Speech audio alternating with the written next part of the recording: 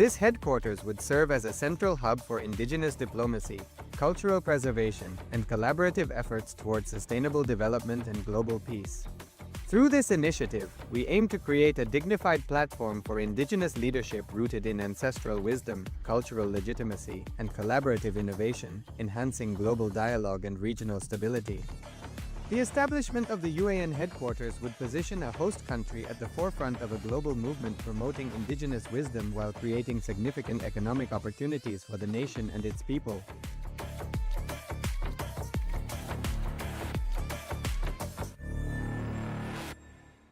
In the heart of St. Kitts and Nevis, where the ocean meets the sky, a historic gathering is unfolding.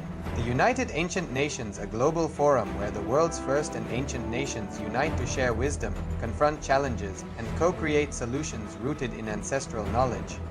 The United Ancient Indigenous Enlightened Nations represents over 160 indigenous member nations and communities, advocating for more than 300 million people across all continents. Here, ancient wisdom meets modern action, fostering international cooperation, cultural preservation, and sustainable development through indigenous leadership. Beyond dialogue, the UAN experience nurtures the mind, body, and spirit. Sunrise meditation, yoga by the ocean, and cultural celebrations reconnect us to ourselves, each other, and the wisdom of the earth. In St. Kitts and Nevis, ancient traditions and vibrant cultures come alive. This is a space for learning, sharing, and taking action.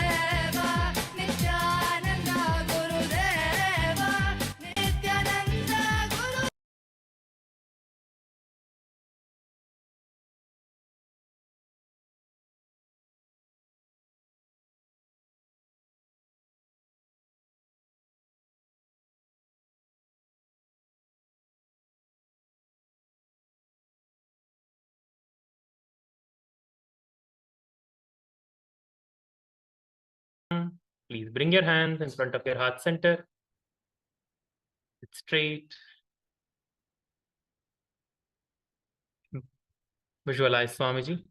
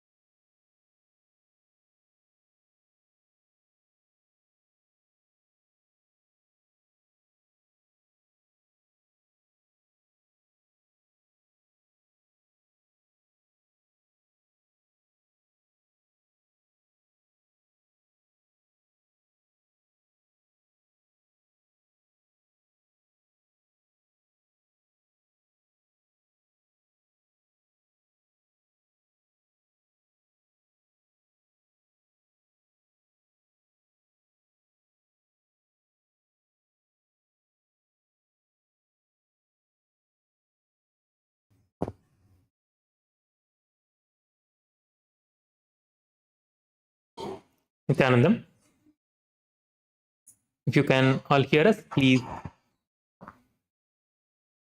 wave your hands. If you can all see us and hear us, please wave your hands if you can see us. If you can all see us, please wave your hands. Yes, thank you. Thank you. Sorry for the technical glitch. Let us continue. Let us chant the Shiva Mula mantra 11 times internally. Om Ham Om Shivaya Namaha. Om Ham Om Shivaya Namaha. Om Ham Om Shivaya Namaha. Om Ham Om Shivaya Namaha. Om Ham Om Shivaya Namaha. Om Ham Om Shivaya Namaha. Om Ham Om Shivaya Namaha. Om Ham Om Shivaya Namaha. Om Ham Om Shivaya Namaha. Om Ham Om Shivaya Namaha. Om Ham Om Shivaya Namaha.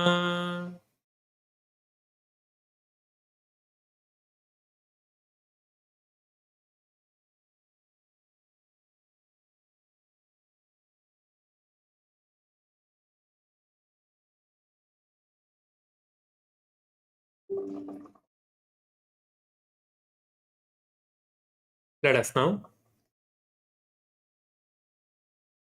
chant and perform Tattvachamanam.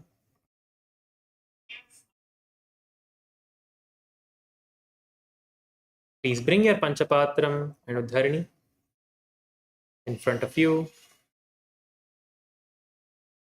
Make sure that you have water filled near Panchapatram. Let us now begin with the Tattvachamanam. Please take one Uddharini of water, placing your right hand in the Gokarna Mudra. Pour the Uddharini of water to the center of your right palm. As we chant the mantra Swadha, please sip the water from the base of your right hand. Om Atmatattvam Shodayami Swadha. Om Vidyatattvam Shodayami Swadha. Om Shivatattvam Shodayami Swadha.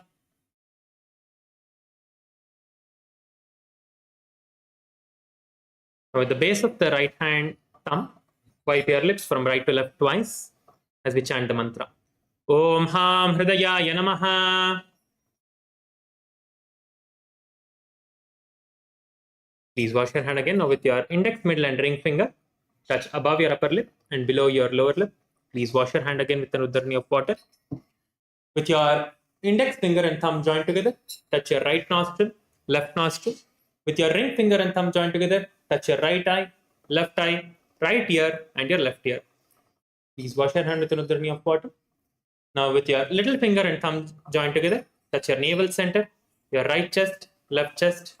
With all the fingertips joined together, touch above your head, the right shoulder, left shoulder, and your heart center. Please wash your hand again with an Uddharini of water.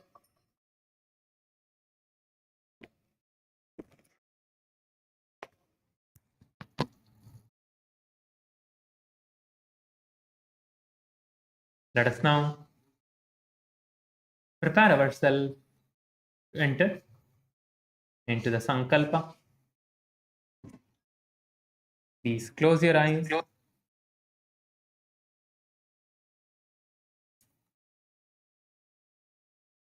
And visualize what you want to manifest.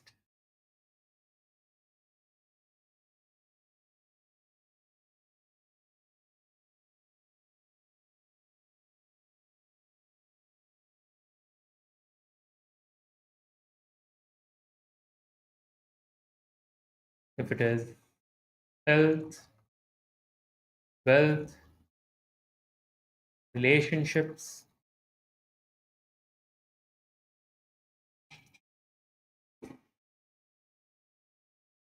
whatever you want to manifest, visualize yourself manifesting that right now.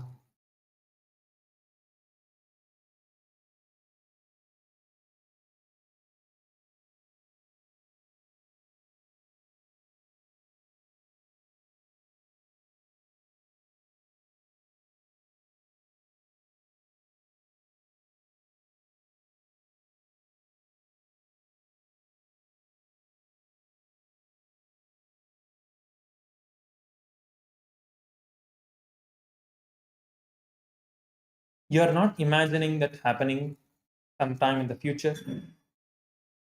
You are creating your reality right now. So visualize yourself manifesting it now, not just imagining. Intensely visualize happening.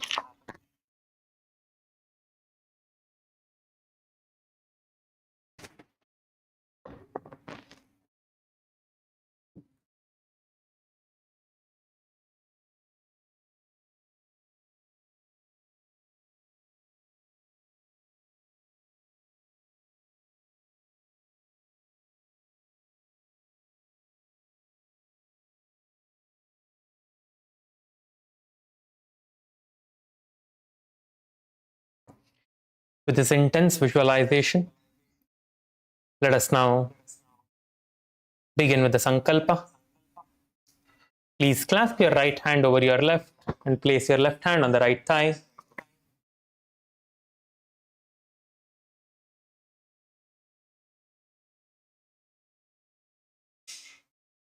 Let us chant the Sankalpa.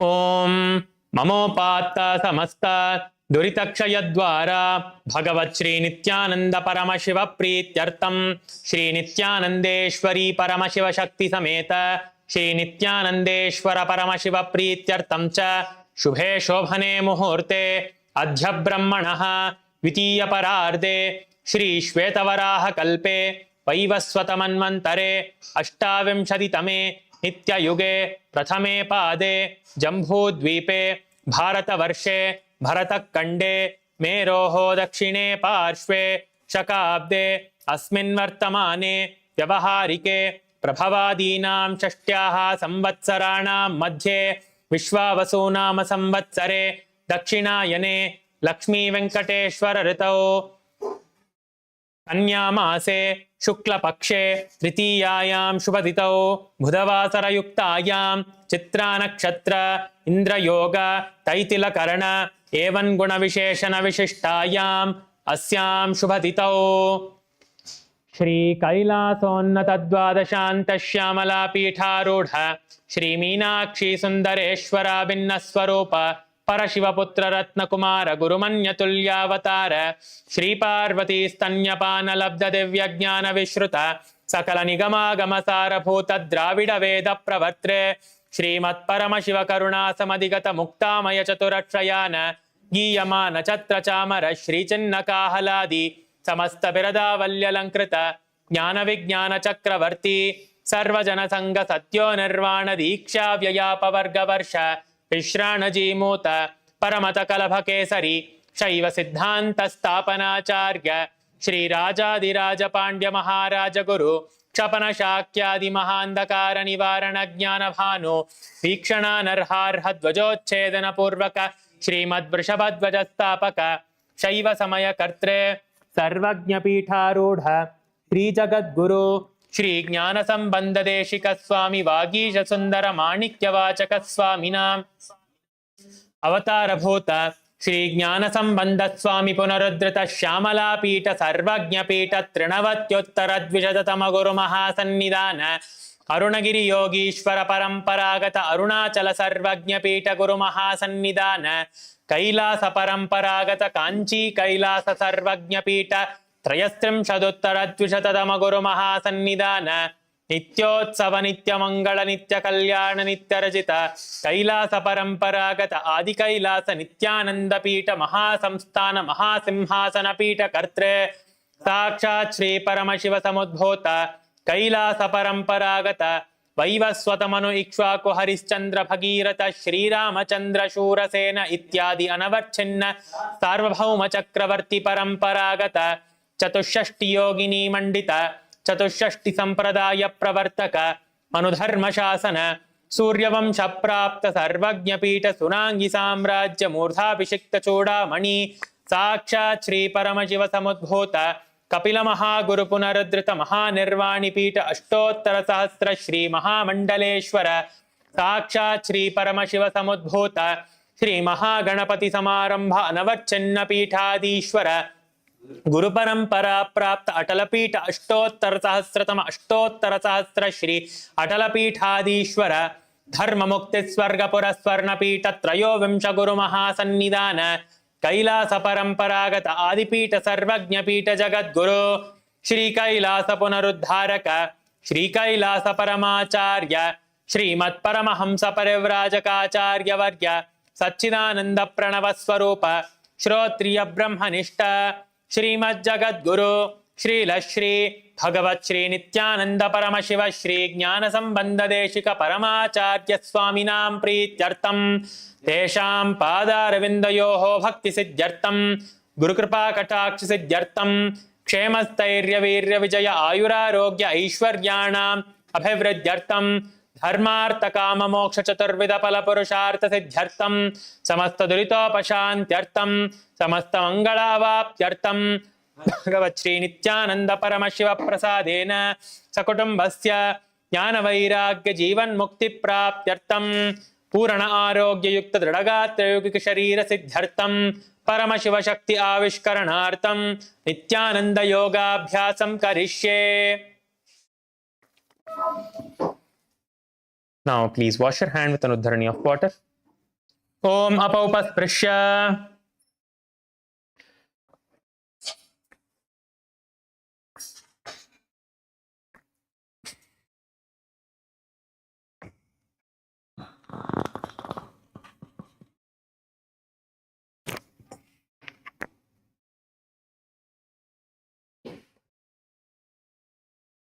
requesting everyone to please stand up on your yoga mats.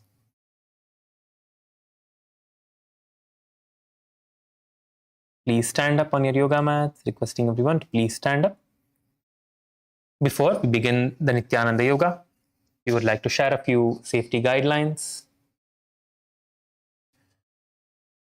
Yoga is a beautiful practice that supports health and well-being, but it can also involve physical movements and postures that may feel different for each body. Please listen to your body at all times and move at your own comfort level.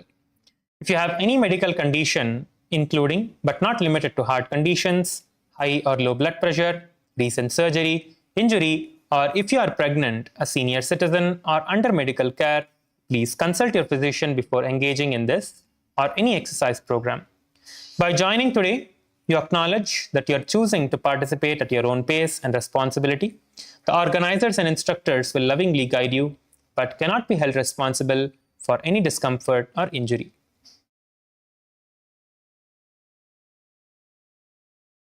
Let us now begin with the warm-up. Please start rotating your heads. All of you, please rotate your heads.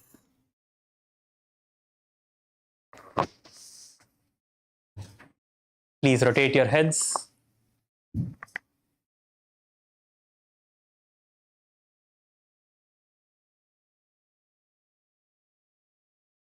Please rotate your head in the other direction.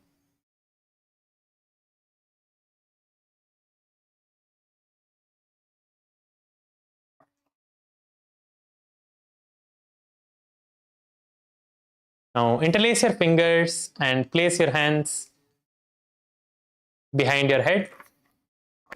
Bend your head forward.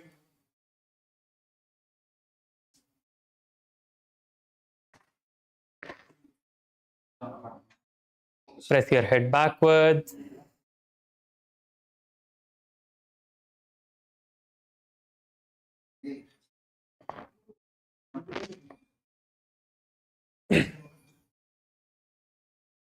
Now let us start rotating our hands. Please start rotating your hands. Please rotate your hands.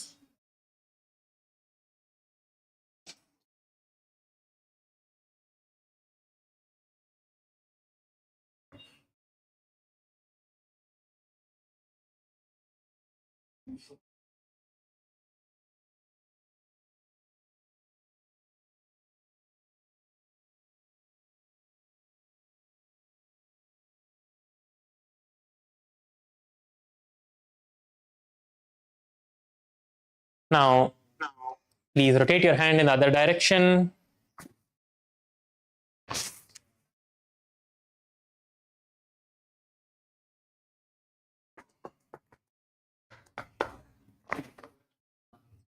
Please relax your hands now. Now place your hands on top of your shoulders and rotate your shoulders.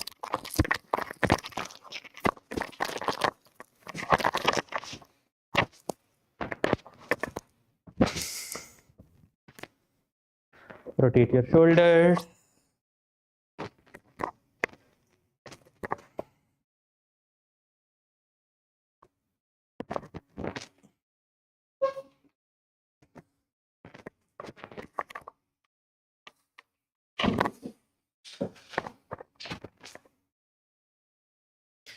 Rotate your shoulder on the other direction.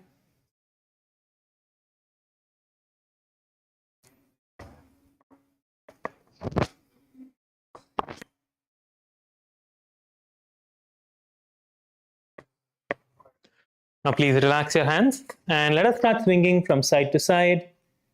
Please start swinging yourself from side to side. Swing your body to the right, to the left. Nicely swing your body.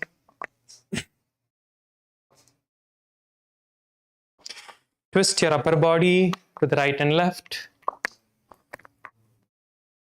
Nicely swing yourself.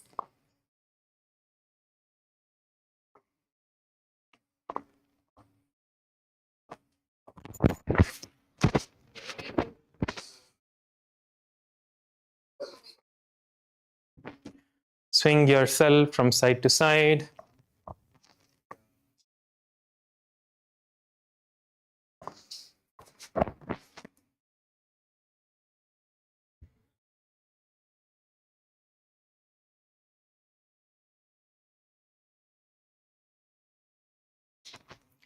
Yes, please relax now. Have a slight gap between your legs. Bend forward and down. Try to touch the ground in front of you. Try to reach forward and down. Try to touch the ground in front of you and behind you. Nicely bend forward and down.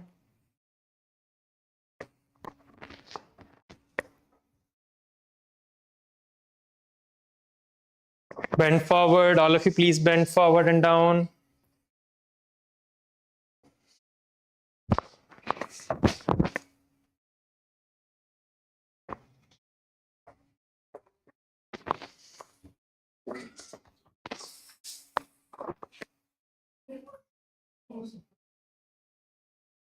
Now you can relax. Please stand up again.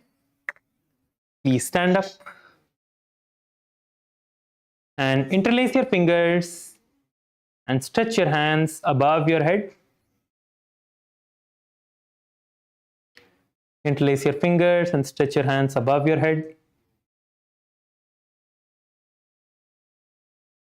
Nicely push your shoulders up, stretching your upper back.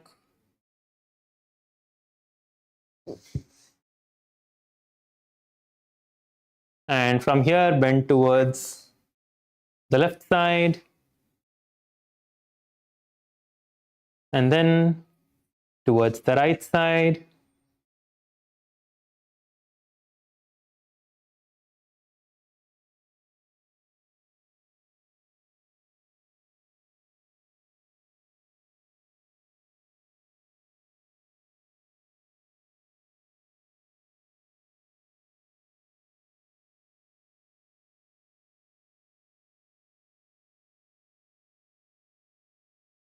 Now, interlace your fingers behind your back.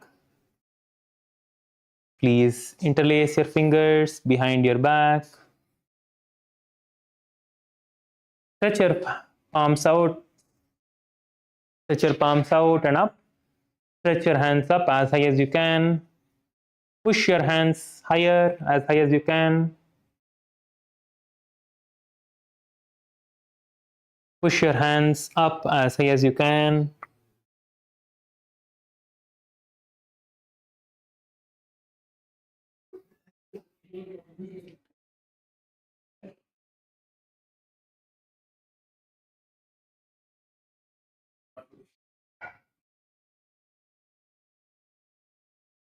And you can relax. Please relax and stand up.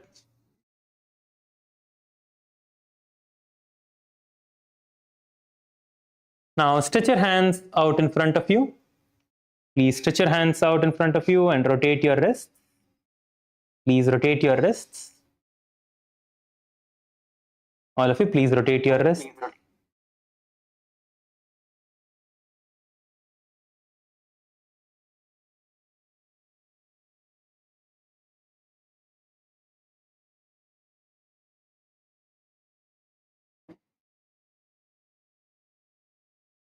Please rotate your wrists on the other direction.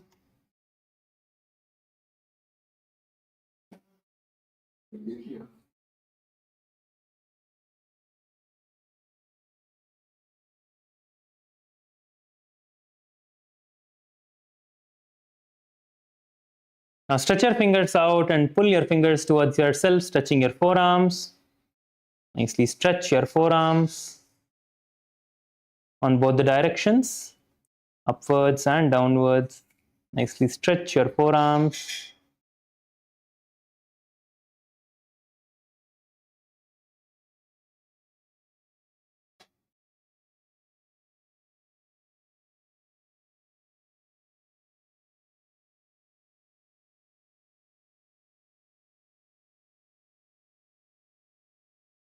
Now place your hands on top of your hips and rotate your hips now. Let us all rotate our hips.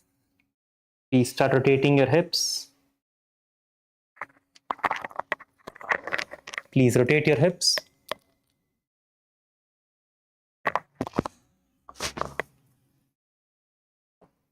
Rotate your hips. All of you, please rotate your hips.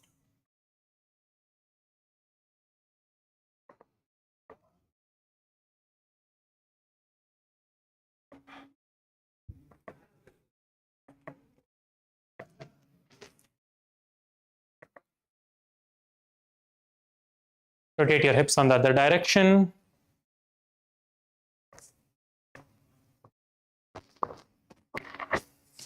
Please rotate your hip on the other direction.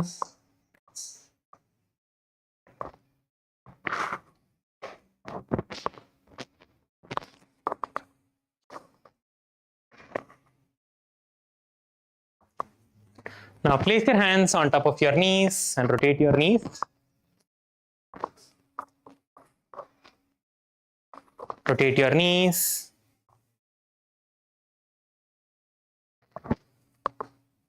Rotate your knees on the other direction.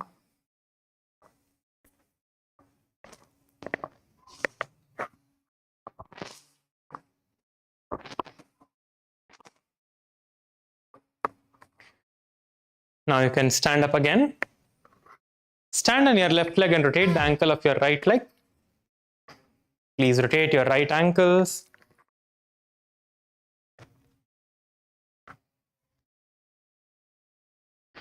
Rotate your right ankles.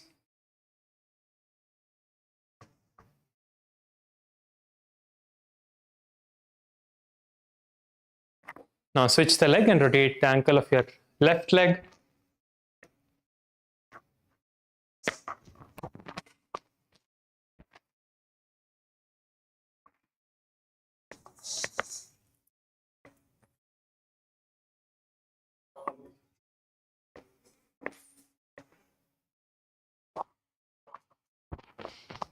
You can relax now. Let's begin jumping. Please get ready to start jumping.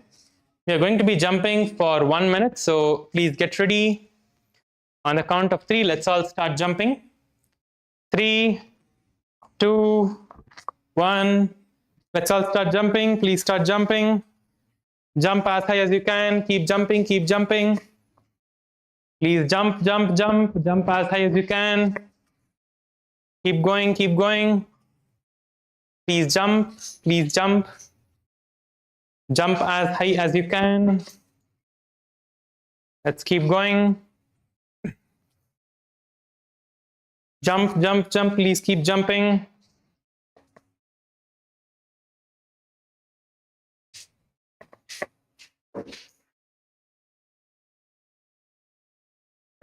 Keep jumping, keep jumping.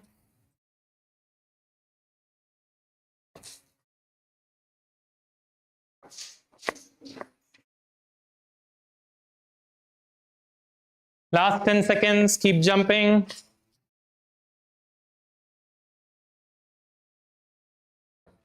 And you can relax, please relax. Please walk back and forth on your mats and just catch your breath.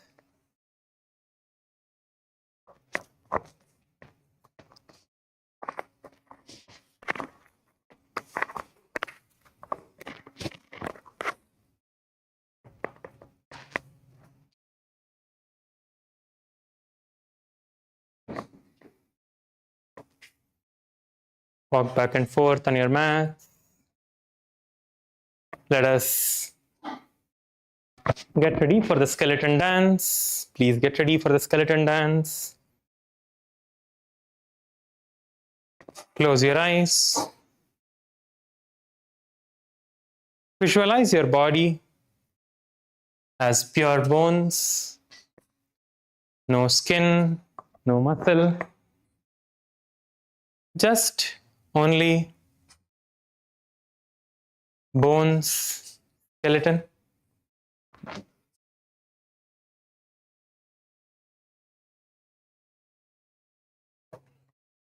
Hold this visualization inside you. And let us start shaking our body. Please start moving your hands, moving your legs. Please start moving your entire body. Please start moving, please start moving. Start shaking your hands, your legs. Please move your entire body. Please start shaking. Please shake, shake, shake. Shake your entire body. Shake your body. Shake your body. Keep shaking. Keep shaking. Shake your body intensely. Be intense. Be intense. Keep moving your body. Keep moving your body. Shake, shake, shake, shake. Keep shaking. Keep shaking.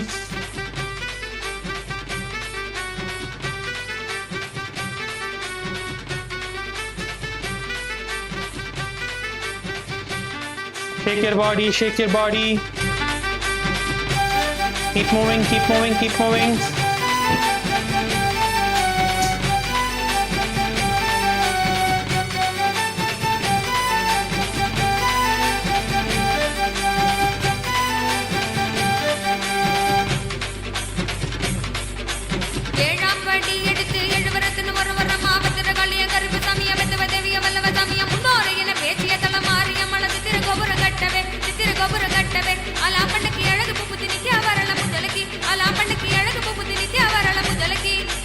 Nithyanandam, Nithyanandam, Nithyanandam, Anandam, Nithyanandam, Anandam, Nithyanandam, Nithyanandam, Nithyanandam, Anandam, Nithyanandam, Anandam.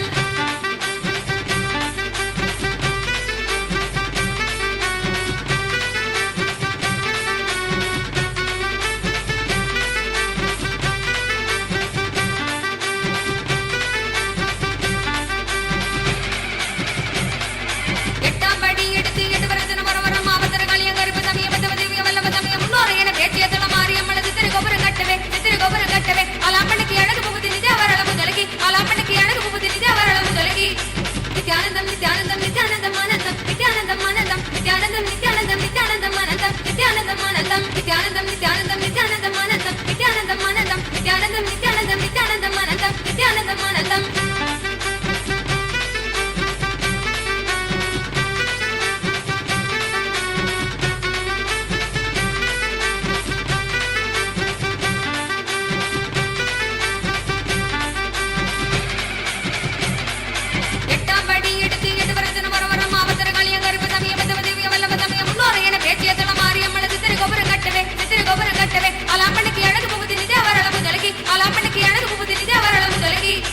Nithyanandam, Nithyanandam, Nithyanandam, Anandam, Nithyanandam, Anandam, Nithyanandam, Nithyanandam, Nithyanandam, Anandam, Nithyanandam, Anandam, Nithyanandam, Nithyanandam, Nithyanandam, Anandam, Nithyanandam, Anandam, Nithyanandam, Nithyanandam, Nithyanandam, Anandam, Nithyanandam, Anandam.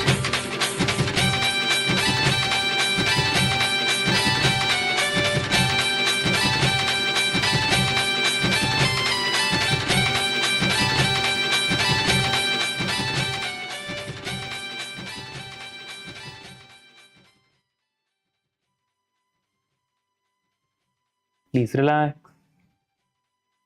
Just stand still. Just stand still.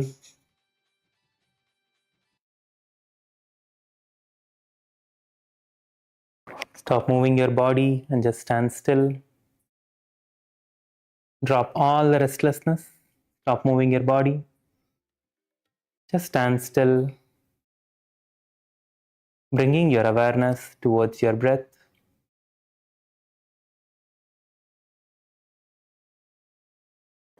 Stop moving your body. Bring your awareness towards your breath.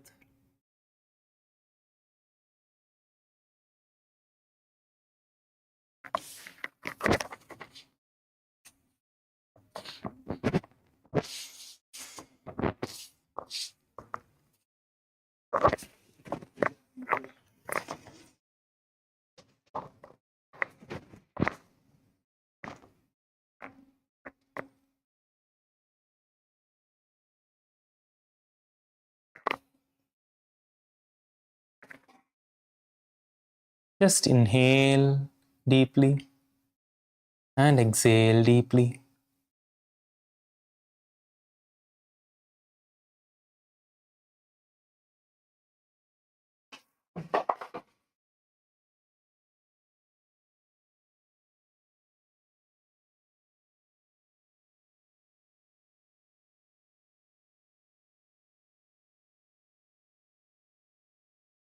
Just inhale and exhale.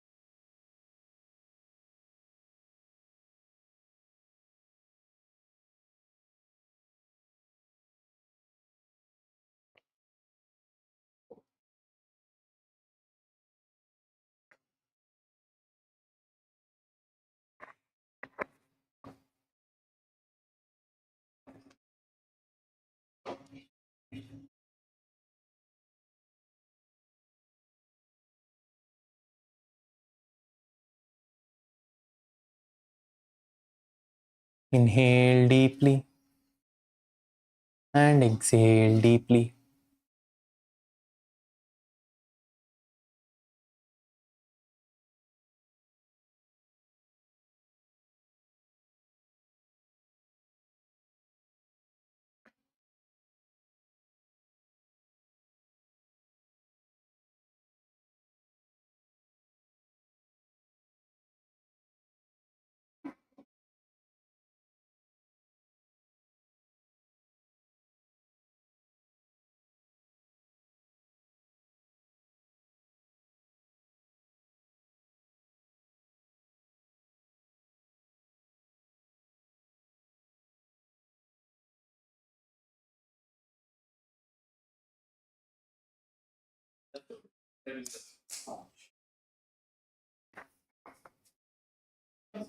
Now,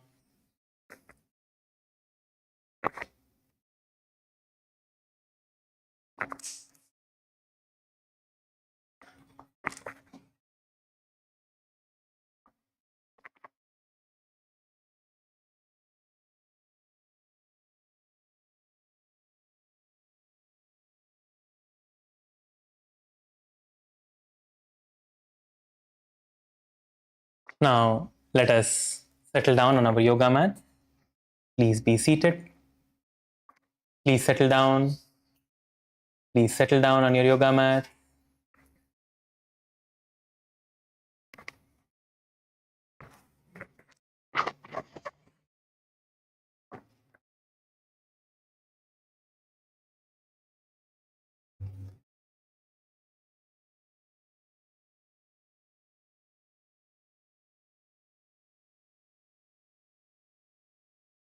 Just relax for a few seconds.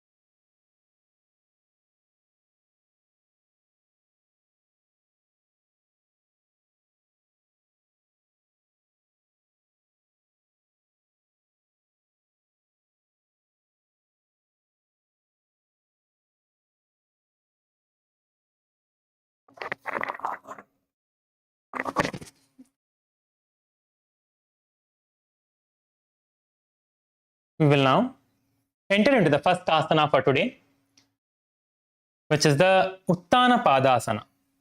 So in the Uttana Padasana, you are going to first lay down on your back. All of you, please come to a laying down position. Lay down on your backs.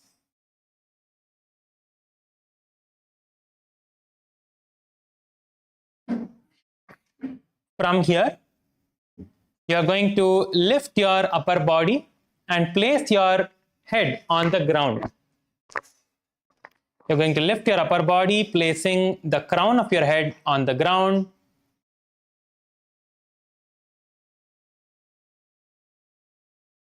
And from here, you're going to stretch your hands and your legs up as well, like this. Lift your entire body in this position and hold yourself here. So the only parts that are on the ground is the crown of your head and your butt. So these are the only two parts that are on the ground. Your legs and your upper back, everything is lifted off. So hold yourself in this position. All of you, please lift yourself and hold here.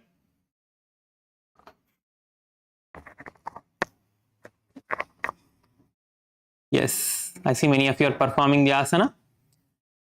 Keep your gaze forward. Visualize Swamiji in your inner space. Let us all hold for 10 seconds. Let us all hold this asana for 10 seconds. Perform Sahaja Kumbhaka, Mula Bandha, chanting the japa. Om Nithyananda Paramashivoham Vasishtamata-kaundinyam urdhakukkutameva cha ashtavakramatottanam mayuram setu bandhanam. Please relax. Please relax now. The next asana is the Setu Bandhasana. So in the Setu Bandhasana,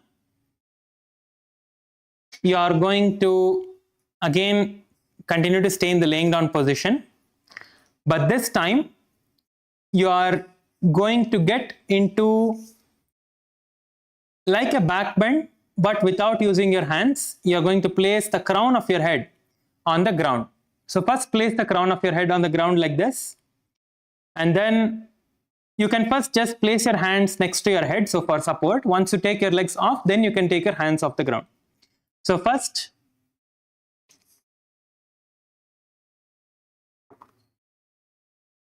place the crown of your head on the ground along with your hands, and from here you're going to slowly lift your legs, place your feet on the ground, and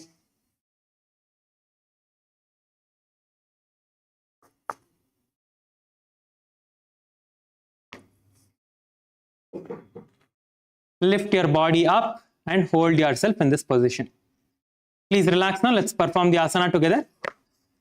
Please relax. Let's all perform the asana together now. First, lay down on the ground.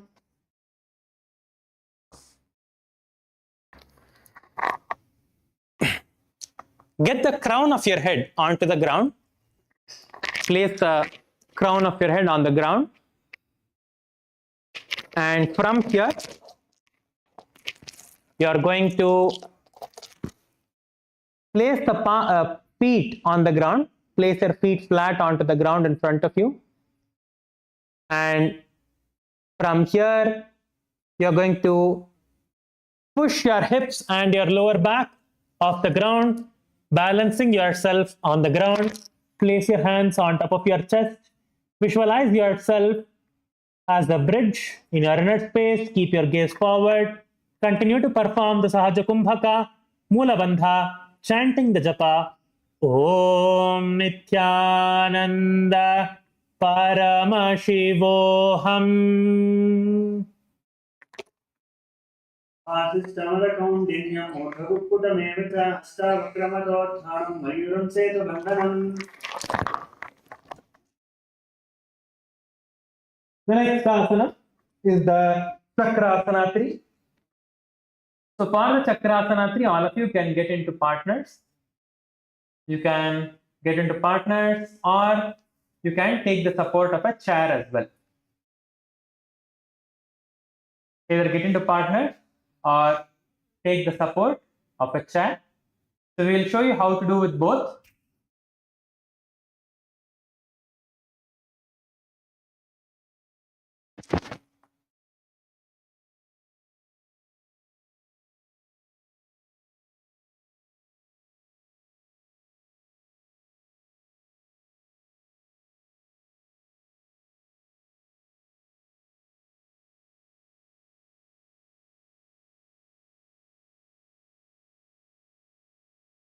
So from here, you are going to place your hands on the ground by the sides of your head. So we'll show you how to do this now. So from here, from the laying down position, you're going to just bend your hands backwards and place like this. Okay, so you're going to just bend your hands on the ground, place your hands by the sides of your head. And you're going to bend your legs as well, placing your legs on the ground, with your feet flat. And from here, you're going to push your hips upwards and raise your body up and hold yourself in this position. Okay, so this is how you perform the asana. This is the Chakrasana 3. So we'll perform this asana together now along with partners. So we'll see how to perform with the partners now. Get onto the ground again. So once you're in the laying down position, stretch your hands up with your feet flat on the ground and straight bend your hands and place your hands on the ground by the sides of your head. Okay, just place your hand on the ground like this by the side of your head. And the partner who's on top, you can hold on to the hips of the person who is doing the asana and just support them and lift them up like this. You can just lift them from their lower back. You can hold and lift them up like this and hold for as long as they can. And then again, you can slowly just drop them on the ground. Okay, so this is how you perform with the partner. So all of you please get into the partners now. Let us all perform the Chakrasana 3. We will also show you how to perform the same asana using a chair. So first let us start with this. So all of you please get into partners. Please get into partners. Let us all perform the Chakrasana 3. All of you please get into partners. Let us all perform the Chakrasana 3.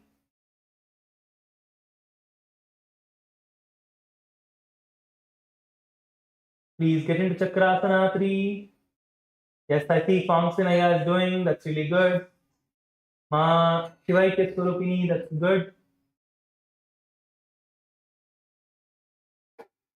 That's good. You can help Ma now. I forgot her name, sorry. You can help her to do. That's good. Yes, KAILASA Thiruvannamalai. இல்ல ஐயா நீங்க தப்பா பண்றீங்க. First படுத்துக்கோங்க. படுத்துட்டு கையை தலைக்கு பக்கத்துல வைங்க. First படுத்துக்கோங்க. First lie down. Place your hands next to your head.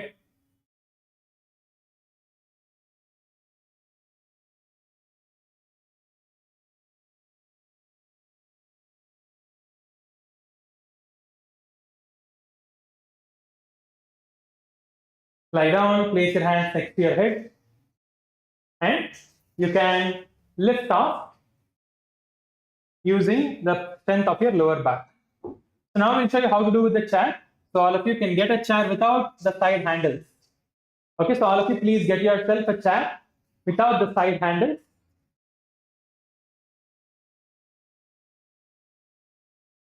And the partner who is on top, who is just supporting you, can hold on to the chair. So the chair doesn't fall off. So just hold on to the top of the chair like this. You need a chair without handles. If the handle is there, you cannot sit like this.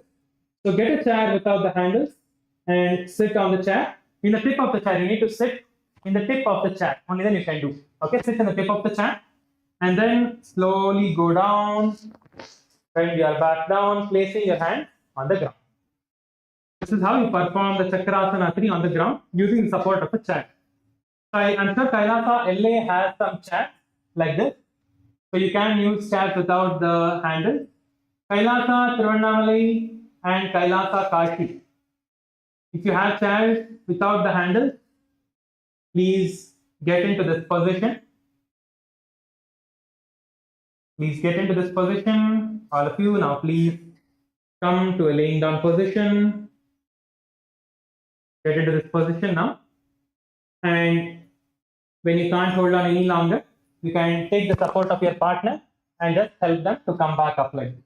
You can use your hand, you can hold them by the hand and just lift them up. And then you can do. So you can repeat this with the chair now, and your partner can hold on to the chair. All of you, please perform. You have to make sure that each one of you are doing. Yes. Good. Ma Shivai Surabhi, hold on to the chair, ma. Just hold on to the chair so the chair doesn't move. Yes, that's good. That's good. Nice, ma. Nice. That's really nice. I think she has to go a little bit more higher. If she sits a little back in the chair, maybe she can come up. She can come up, ma. First, ask her to come up. Ma, please come up. Please sit up. Yes. And go a little back. Move a little back. Sit a little bit back into the chair. Yes. Little bit. It depends on the chair. I think the chair is a little bit wide, so you won't get that much stretch. Yes, that's good. That's good. Ma Shivai Ke Surabhini, that's good, ma. That's fine. Good. Kailasa, Illi, yes. Milinda, yeah, come on. That's nice. Good, good, good, good, good. Nice, Aya. Nice. Come a little bit higher, Aya. Try to sit a little bit higher on the chair. Means little bit back. Just sit up and come back, Aya. Just sit up, Aya, on the chair and come a little back. Just sit up and come a little bit more back. Yes. Sit to maybe in the center of the chair. Yeah, little bit more. Yeah, yeah. From there, if you try to come. Yes. From there, yes. Swarupananda, just hold his hand maybe to support him so he doesn't fall off. Slowly help him to reach the ground. Yes. That's good. That's good. That's good. Nice, nice, nice. All of you, please try. Please try. So the next asana as well is a variation of this only. So we are going to have a few more minutes. Give all of us a nice practice in back bending. I'm sure many of you would have wanted to do this, but today is the day all of you are going to master this. Okay, so we will teach you another variation also of this. So as you are performing this asana, visualize yourself as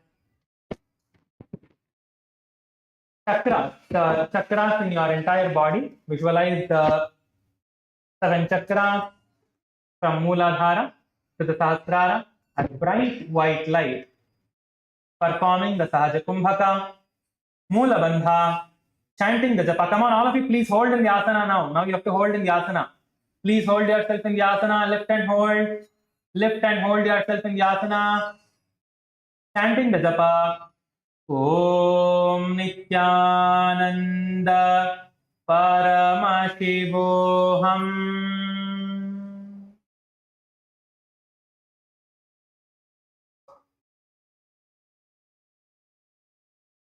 नोभ्यामारं समाकृष्य कुण्डल्या पार्श्वयोक्षिते गच्छादतिष्ठत श्वास धाराणाम् अबलाद्यदा. Yes. Now we'll move on to the next variation, which is the Petaputi asana. So in the Petaputi asana, the only difference is you are going to bend more. Your back is going to be more bent, as we'll show you on the screen now. So your back is going to be more bent, and you're going to bring your hand towards your legs. Okay, so from here, you're going to bring your hand closer to your legs. You're going to walk your hands closer to your legs like this and try to touch your feet.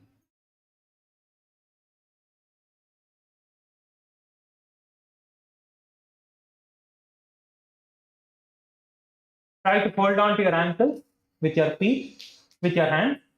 Try to catch your ankles with your fingers. in this asana.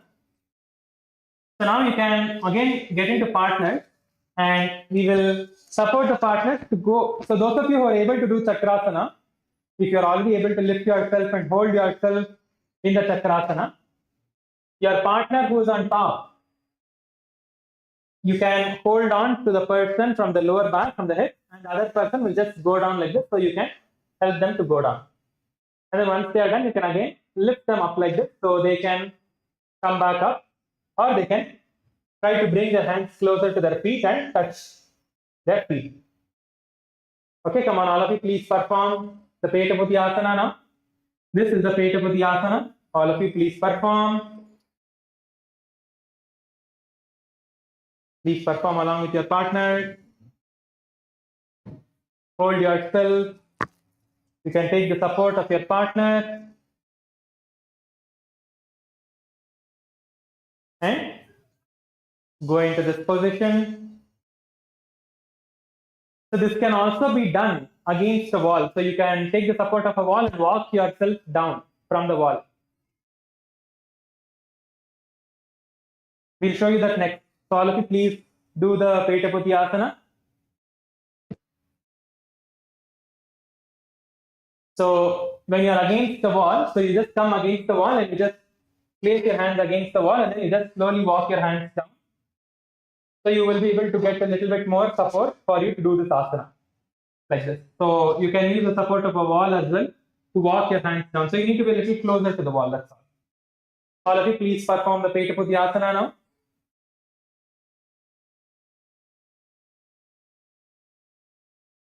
So let us all hold in the asana.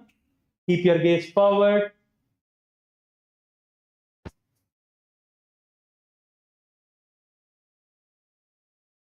Please perform the Petabuddhi asana.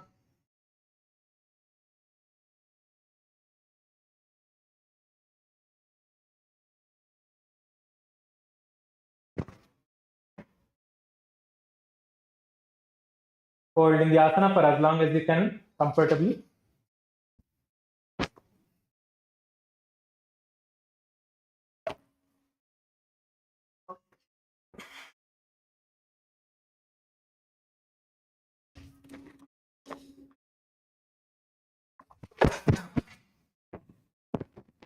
Visualize Swamiji in a inner space. Continue to perform the Sahaja Kumbhaka, Mula Bandha, chanting the japa. Om Nithyananda Paramashivoham.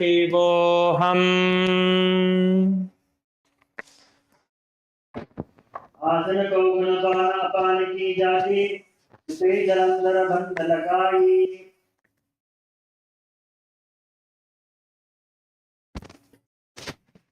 The next asana is the Vichitra Karani.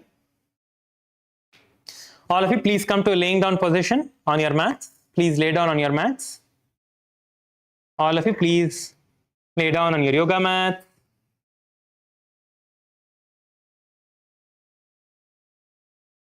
From here, you are going to lift your legs and bring them on to the top behind like this. Bring your legs behind and hold on to your feet with your hands. So your toes are on the ground behind you and your hand is holding on to your feet. In this asana, keep your gaze towards your nose. All of you, please perform the asana. This is a counter pose for the previous asana that we did. So it is very important that you perform this asana. Please perform this asana. It is a counter pose for relaxing your back by stretching on the other direction.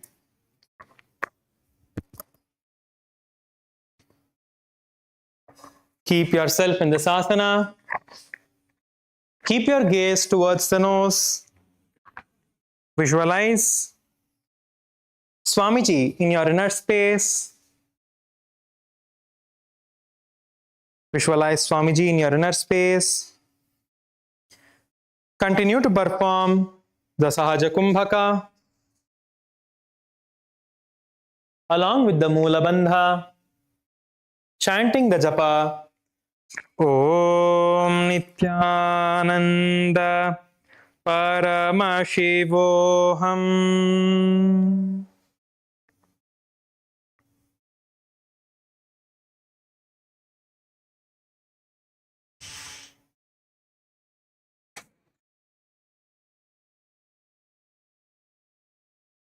चैतपश्चिमदानस्ते हस्तौ तत्सर्वप्रकारये पादौ दण्डसमो कृत्वा विचित्रकर्णी भवेत्. You can relax now. Please come back. The next asana is the Parashvasasana. Parashvasana. The next asana is the Parashvasana. So in this asana, you're going to lay down on the ground with your feet stretched out, with your legs stretched out.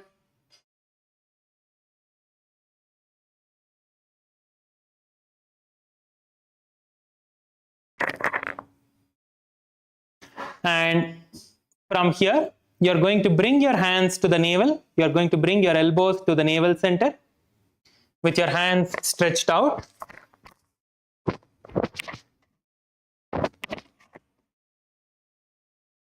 With your hands stretched out, bring your hands towards the navel, your elbows towards the navel. And from here, you're going to lift your upper back off the ground using the strength of your core muscles, using the strength of your stomach. Lift up, go back down, and then again lift up, touch your nose with the other hand. You have to alternate touching your nose with your hands. So go down, come up, go down and come up. But when you come up only, you should touch your nose. So come as high as you can. Touch your nose and go back down. Lift your upper back off the ground. Your upper back has to come off the ground using the strength of your core muscles, using the strength of your stomach. Your upper back has to come off the ground as you perform this asana, the Parashvasana. As you're performing this asana, keep your gaze forward. Visualize yourself as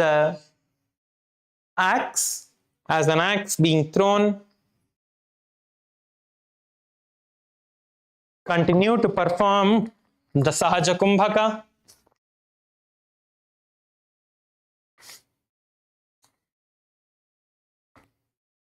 Along with the Moola Bandha, chanting the japa Om Nithyananda Paramashivoham.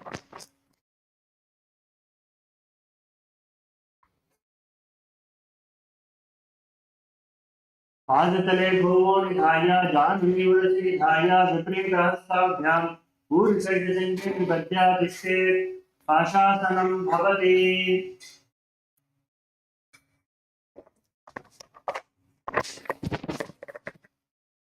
The next asana is the Dakshinasana. In the Dakshinasana, continue to lay down on your body with your legs stretched out. Now, bend towards the right side, placing your right elbow on the ground, taking the support of your right hand.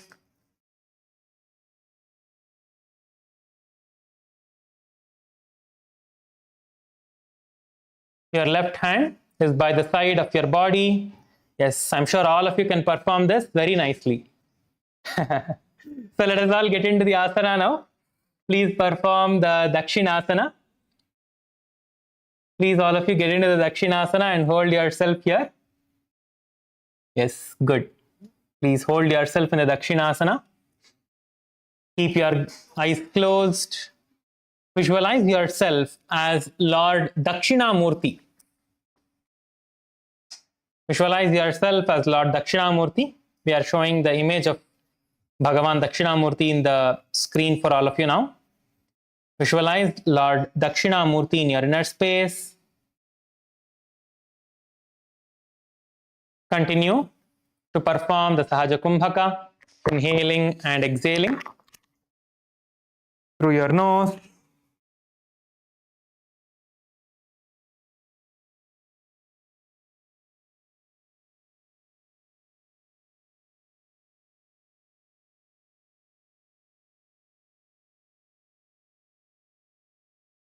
Contract your perineum into the Moola, chanting the japa Om Nithyananda Paramashivoham.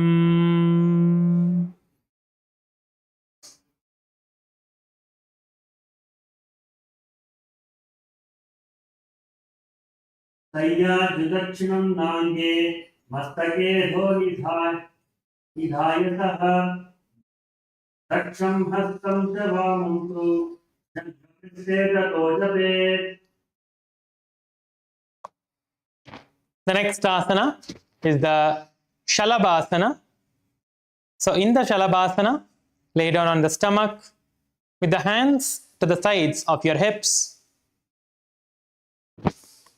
Lay down on the stomach with your hands to the side of your hips.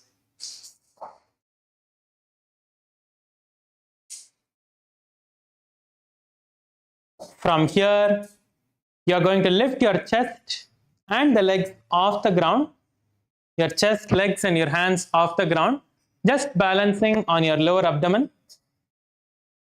Just balancing yourself on your lower abdomen. Lift your chest off the ground, your stomach off the ground, your thighs and knees off the ground, and hold as high as you can. You are using the strength of your lower back to lift yourself as high as you can and hold yourself in this position, keeping your body upright. Visualize yourself as a locust in your inner space. Continue to perform the Jivachala Kumbhaka.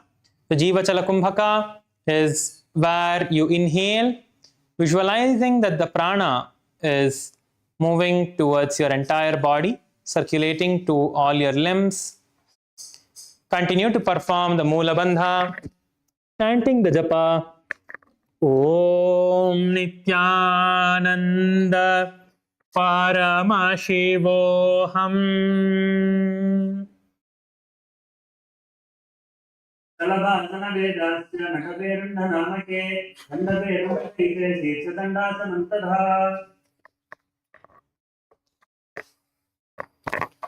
The next asana is the Bhekasana. So in the Bhekasana, you are going to lay down on your stomach, hold on to the feet with both your hands by bending your feet behind you. Hold on to your feet with both your hands.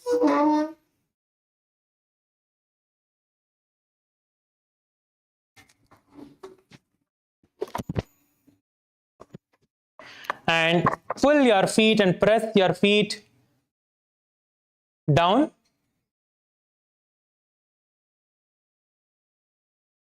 Press them to the sides of your hip towards the ground, and you can do one leg as well.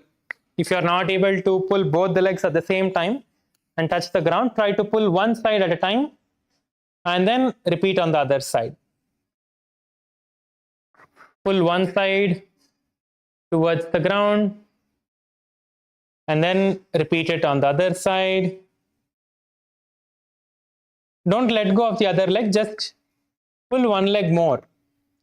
Keep holding both your legs. Pull one leg more and then keep switching. Pull as much as you can and then switch. This is the Bhekasana. Keep your gaze towards the ground in front of you. Visualize yourself as a frog in your inner space. Visualize yourself as a frog in your inner space. Please perform this asana. All of you, please hold yourself in this position.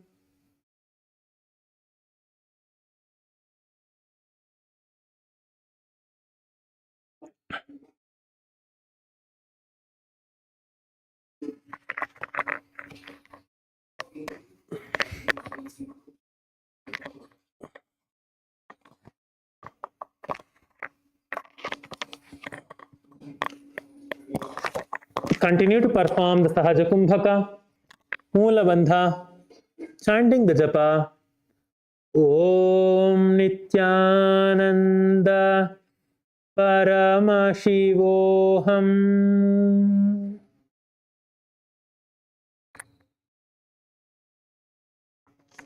बकं भेकासनं चैव मकरं मत्स्यनामकं मत्स्येन्द्रं द्विविधं चात्र कुण्डलीबोधकारणम्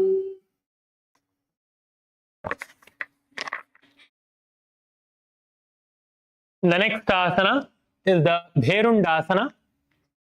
So in the Bherundasana, you are going to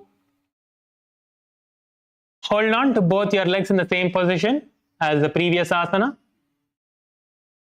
And you are going to press your left foot towards the ground and lift your chest and lift your right leg off the ground as high as you can, lifting yourself like this.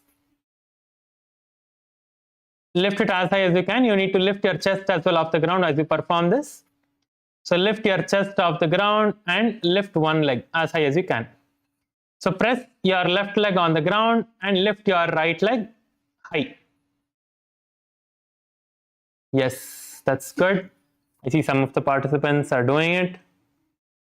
That's good. Lift yourself and hold.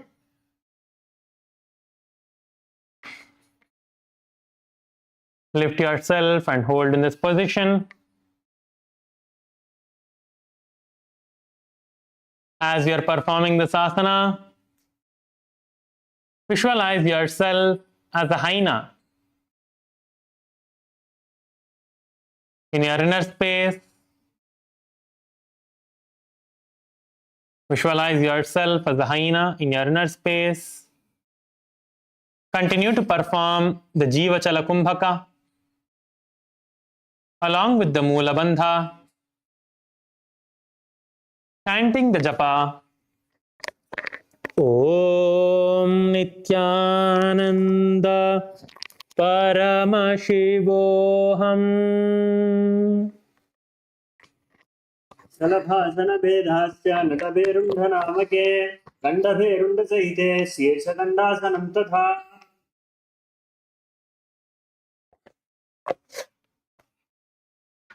Now we'll repeat the Bherundasana on the other side. We are going to repeat the same asana, the Bherundasana on the other side. So please press your right foot against the ground towards the side of your hip, lifting your left foot off the ground as high as you can and hold in this position. Press your right foot against the ground and lift your left foot as high as you can and hold here. Keep your gaze forward. Visualize yourself as hyena. Continue to perform the Jiva Chala Kumbhaka. Yes, good. I see many of you are performing the asana. I think almost everyone, almost all of you are performing. That's really good. Those of you who are trying also, that's good. Continue to perform the Jiva Chala Kumbhaka, Moola Bandha, chanting the japa. Om Nithyananda Paramashivoham. स्थलभासनभेदाश्च नटभेरुण्डनामके गण्डभेरुण्डसहिते शीर्षदण्डासनं तथा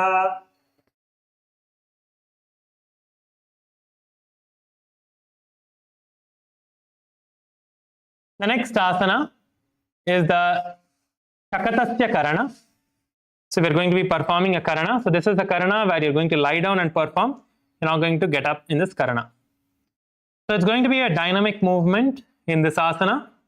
So in the Shakatasya Karana, you're going to have both your hands stretched in front of you. Have both your hands stretched out in front of you. From here, you're going to inhale, lifting your chest up Lift one arm and hold on to the respective foot, lifting your foot, extending the other arm in front, and you're going to now switch and change the position of your hands and legs, and you're going to continuously switch, keep on switching. Don't do it too fast, do it gracefully. All karanas are supposed to be done gracefully, so do it gracefully and slowly. Do it gracefully and slowly.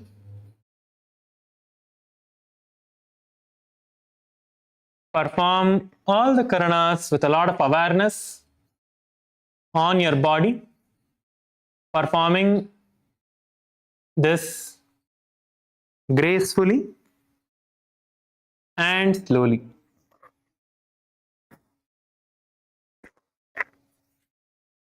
Please perform.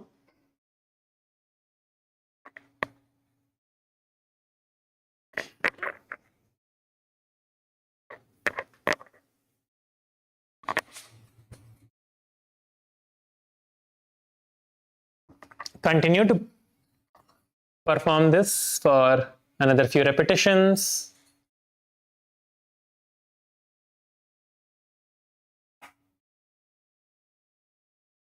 Now you can relax. Please relax.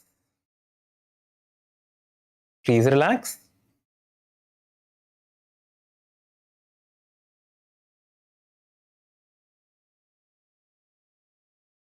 Now we are going to be performing the Shulasana next. So you're going to continue to lay on your stomach. From this position, you're going to get your elbows to the ground in front of you. Just place your elbow on the ground and get your fingers, little finger and thumbs together, and place your chin in between the gap and bend your knees and keep your toes pointed up. So your toes are pointed up. So point your toes upwards in this asana. Hold yourself in this position. Keep your gaze towards the nose. Visualize Swamiji in your inner space.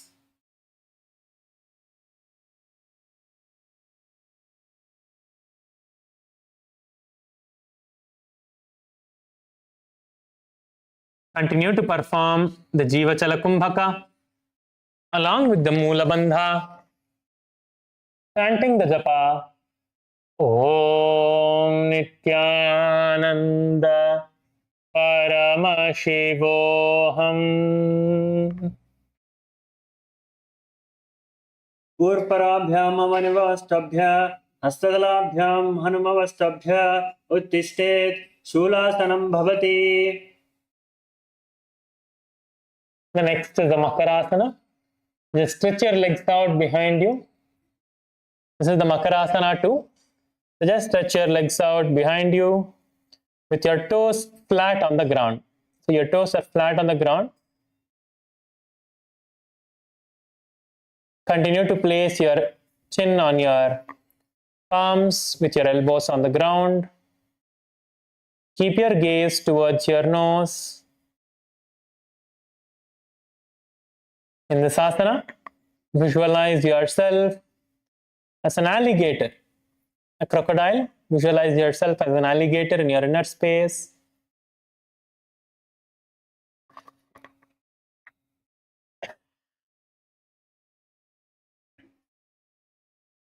Continue to perform the Jiva Chalakumbhaka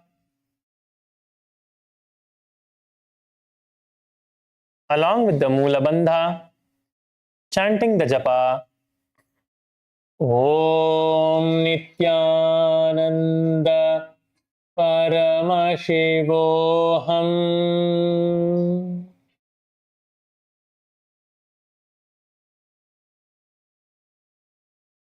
Udasune bhane tahata mathani bane banithai. The next asana is the Gandhaberundasana. So for the Gandhaberundasana, we can get into partners. So we will show you how to perform the Ganda Merundasana first, and then you can get into partners. So all of you first continue to lay down on your stomach, place your chin on the mat, and keep your palms flat on the ground next to your chest. Place your hands next to your chest. And you're going to lift your legs or kick your legs up by lifting your your lower back off the ground, lifting your hips up, and kick your legs up now. And bring your toes towards your head. This is the Ganda Berundhasana. So your chest is continuing to stay on the ground. You are only bending your legs and touching your head with your legs. Okay, so let us all get into partners now. All of you please get into partners. We'll show you how to perform this asana along with your partners now.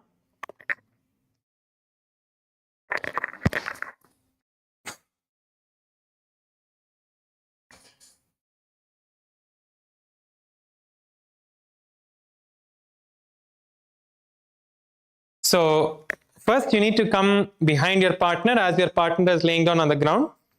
You're going to slowly take the legs of your partner and you're going to lift them up like this. You can place them on your knees like this. You can place them on your thighs or your knees like this, and then slowly help them to go higher and higher as much as they are comfortable, and just hold them there as much as they are comfortable.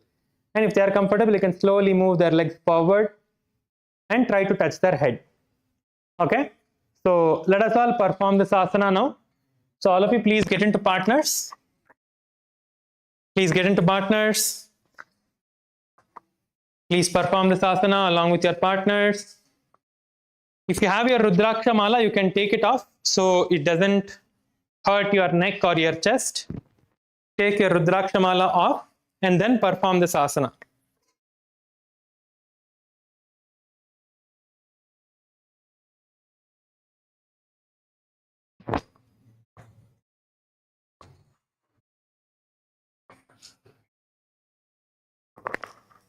Hold in this position.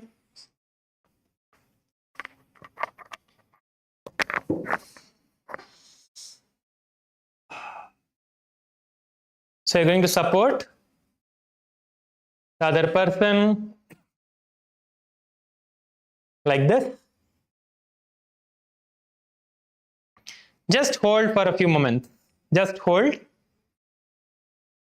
When that person is feeling that discomfort, just hold, and then slowly you can relax the other person. Don't drop their leg. Please don't drop the other person's leg. You should not drop the other person's leg in this asana. You should slowly do it. Slowly do it.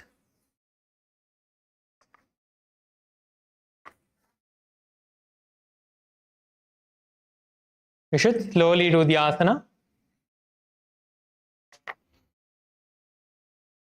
Take the support of your partner and do this. There is another way also you can do this, where you can use the support of a wall. So we will show you how to use the support of a wall for performing this asana. In a moment we will show you how to perform that. If you're performing with your partner, you can perform with your partner. If you want to, you can take the support of a wall as well.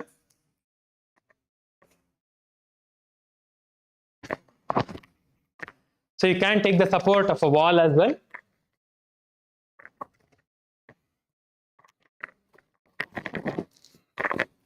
You're going to walk your feet up the wall and go as much as you can towards the back, and just bend your legs downwards.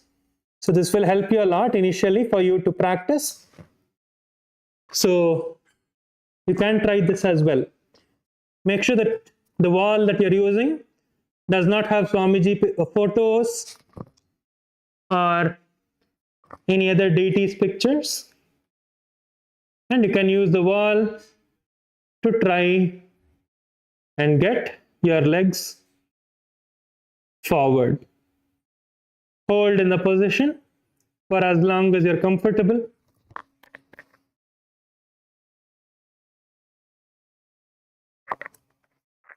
And you can relax again after that. As you're performing this asana, visualize. Keep your gaze forward towards your nose. Visualize yourself as the leader of a Aina pack.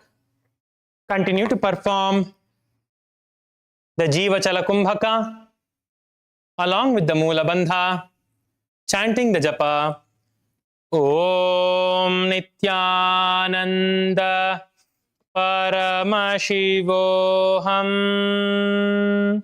Hold as much as you can. All of you, please perform and hold it in a position as much as you can. शलभासन भेदाश्च नटभेरुण्ड नामके गण्डभेरुण्ड सहिते शीर्षदण्डासनं तथा. So the next two asanas are almost the same asanas. So we will just quickly go through these asanas, as I see many of you are trying. So we'll give it a few more minutes. In this asana, you're going to place your hands by the sides of your hips instead of placing it by the sides of your chest. You're going to place your hands by the sides of your hip on the ground with your palms facing down.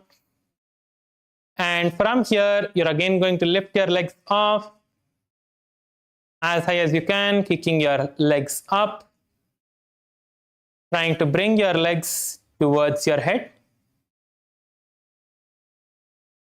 Continuing to keep your gaze towards the nose, visualizing yourself as the leader of a Aina pack, performing the Jiva Chala Kumbhaka, visualizing that the energy, the prana, is moving in your entire body, along with the Mula Bandha, chanting the japa Om Nithyananda Paramashivoham. शलभासन भेदाश्च नटभेरुण्ड नामके गण्डभेरुण्ड सहिते शीर्षदण्डासनं तथा. So the final variation of this asana is where you bring your legs towards the ground instead of your head. So you're going to bring your legs all the way towards the ground. So you can try to bring your legs all the way towards the ground. Just try to take your legs towards the side of your head and try to touch the ground in front of you or by the sides of your ears. As you are performing this asana, keep your gaze towards the nose. Yes, good, good. Kailasa, Ille. I see one participant is trying. Good, ma, good, good. Hold, ma, hold, hold, hold. Why did you leave her? Hold her in that position. As she's performing, hold her in that position. Just hold wherever she's feeling the discomfort. Continue to perform the Garuda Gandabherundasana 3. Keep your gaze towards the nose. Visualize yourself as the leader of Alpha Aina pack. Continue to perform the Jiva Chala Kumbhaka, Mula Bandha, chanting the japa Om Nithyananda Paramashivoham. शलभासन भेदाश्च नटभेरुण्ड नामके गण्डभेरुण्ड सहिते शीर्षदण्डासनं तथा. The next asana is the Viparita Shalabhasana. So Viparita Shalabhasana is you are going to again continue to be in the same position, but in this asana you're not going to bend your legs and get it towards your head. You're just going to hold your legs up. You're just going to hold your legs upright like this. Your partners can help you. Just hold on to your legs and try to lift you up like this and hold. Okay? Now you can switch the partners and one person can go down and perform this asana. Please perform this asana. Hold yourself in this position now. All of you, please perform this.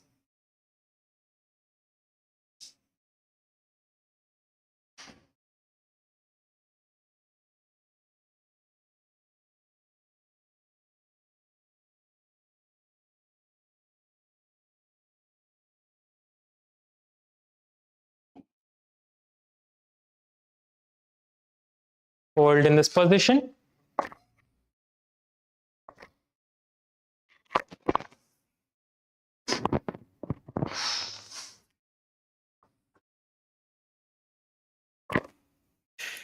Hold in this position. Keep your legs straight. Don't bend your legs. In this, your knees are straight. Keep your gaze towards the nose. Visualize yourself as the locust. Continue to perform the Jiva Chala Kumbhaka, Moola Bandha, chanting the japa. Om Nithyananda Paramashivoham.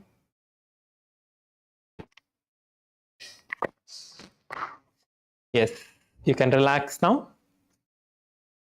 The next asana is the Chaturanga Dandasana. So in the Chaturanga Dandasana, you're going to place your hands next to your chest and lower your body to the ground, as close as possible to the ground, just hovering over the ground. So go as low as you can and hover over the ground without touching your body. Only your hands and your legs are on the ground. Your body is off the ground. Hover over the ground. Keep your gaze towards the ground.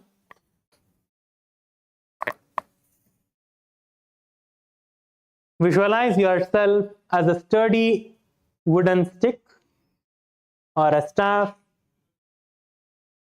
Continue to perform the Jiva Chala Kumbhaka, Moola Bandha, chanting the japa.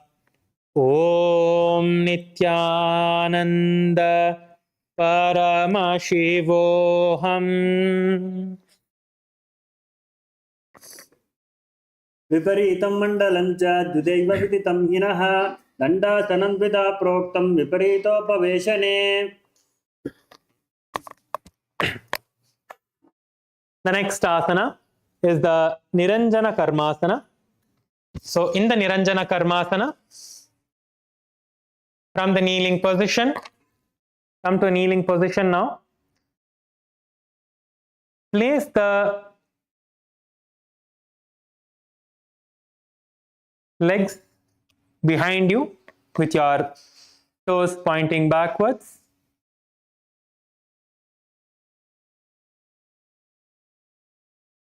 Just cross your toes alone. Just cross your feet a little bit. Just cross your feet and sit on top of your toes and heels. From here, place the hands on top of your ears. Bend forward and down, getting your forehead towards your knees.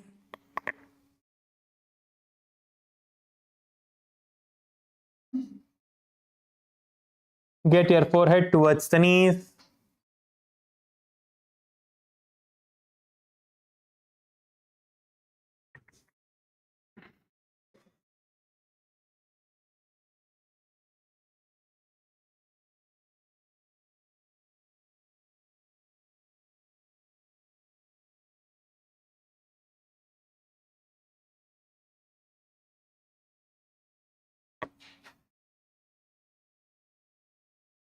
Keep your eyes closed. Visualize yourself having no karmas, having no bondages.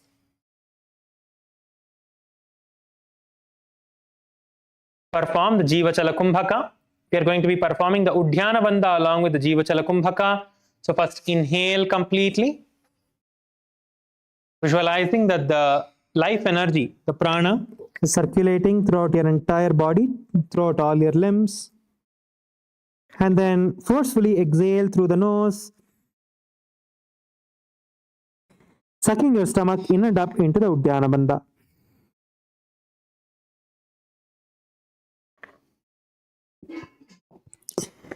And hold yourself.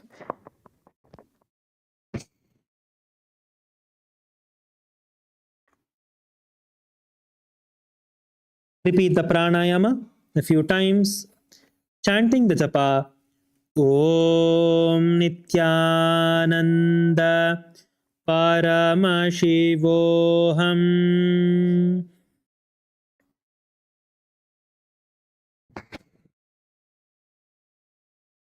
बालको गर्भशय्यायां तिष्ठेत् संकुचितो यथा तथा गर्भासने योगी निरञ्जनविधिं भवेत्.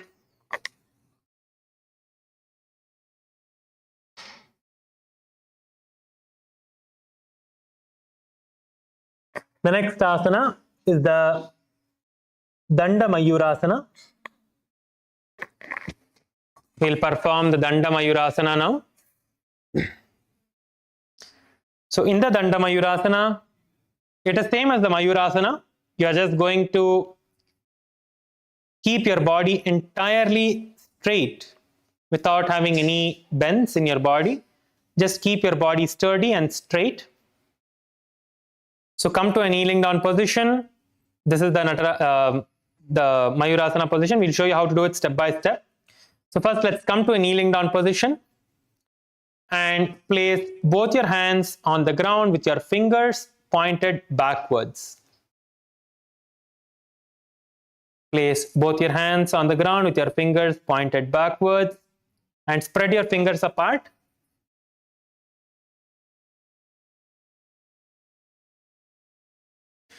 Bring the elbows towards your navel center.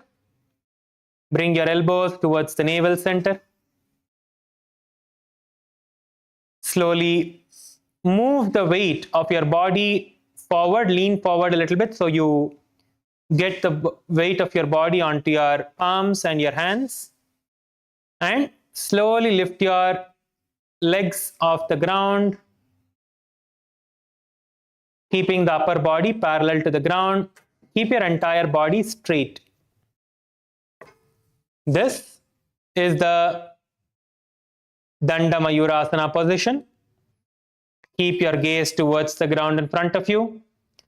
Visualize yourself as a peacock. Let us all get into the Danda Mayurasana. All of you, please perform the Danda Mayurasana. Please get into the position.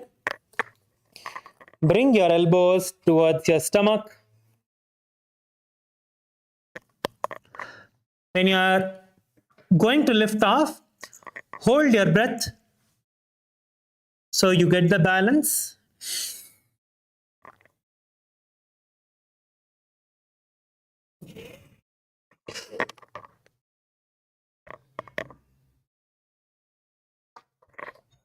Hold yourself in the position for as long as you can, keeping your gaze forward, visualizing yourself as a peacock.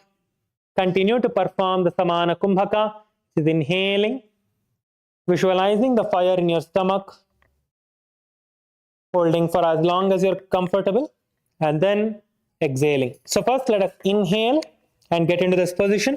Inhale, placing your hands on the stomach, your lower abdomen. Lean forward and lift your legs off the ground. If you can lift just one leg off the ground, that is fine. If you need to keep your head on the ground, that is fine. As much as you can, let us perform the asana and hold in the position. Along with this asana, perform the Mula Bandha, chanting the japa. Om Nithyananda Paramashivoham. All of you, please hold in the asana.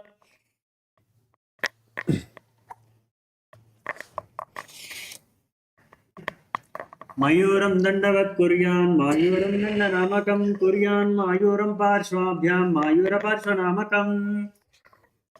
Now, all of you, please lay down on the ground. Please lay down on the ground. Relax your entire body.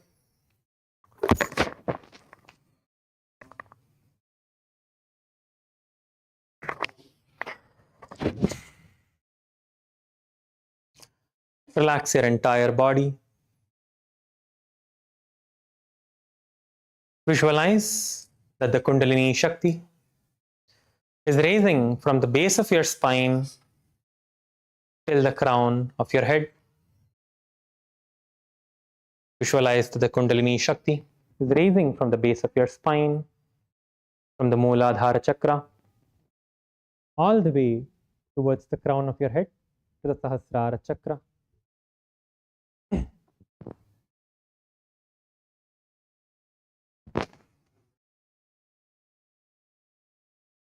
The Kundalini Shakti in the form of bright snake, bright white snake,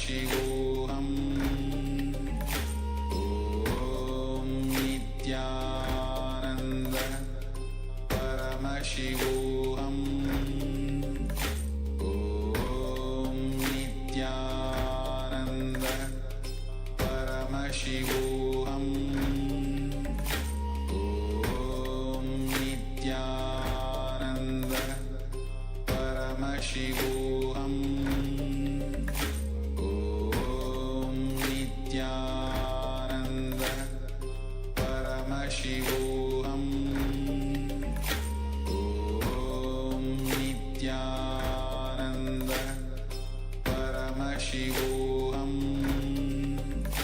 Om Nithyananda Paramashivoham. Om Nithyananda Paramashivoham. Om Nithyananda Paramashivoham. Om Nithyananda Paramashivoham. Om Nithyananda Paramashivoham. Om Nithyananda Paramashivoham.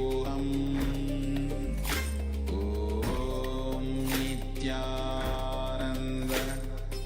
Paramashivoham. Om Nithyananda Paramashivoham. Om Nithyananda Paramashivoham.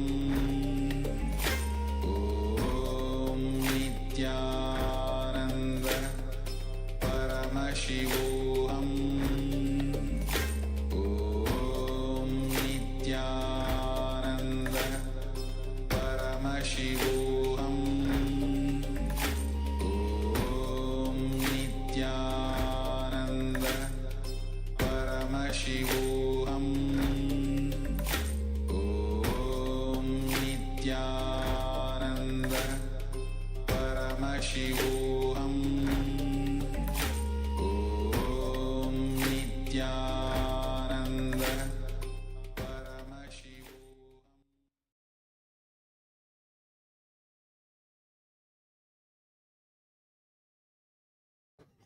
Now, please start moving your hands, your legs, your fingers, your toes. Start moving your entire body and pull your knees towards your chest. Hug your knees and rock yourself from side to side. Rock yourself from side to side. And please sit up. Please sit up.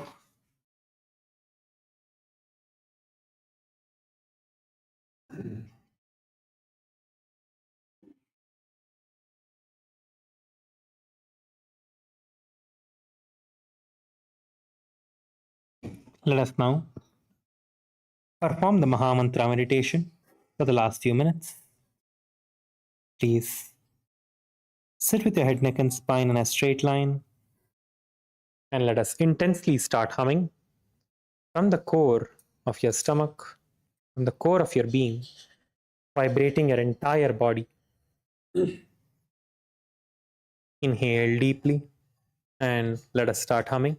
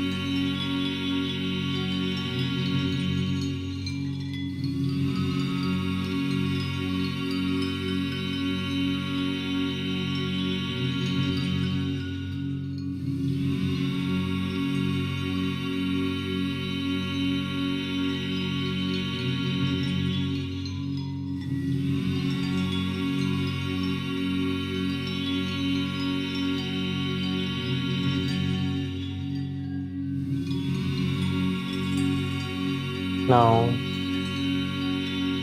please relax. Just be seated for a few seconds. Inhale and exhale. Being seated in the space of restful awareness.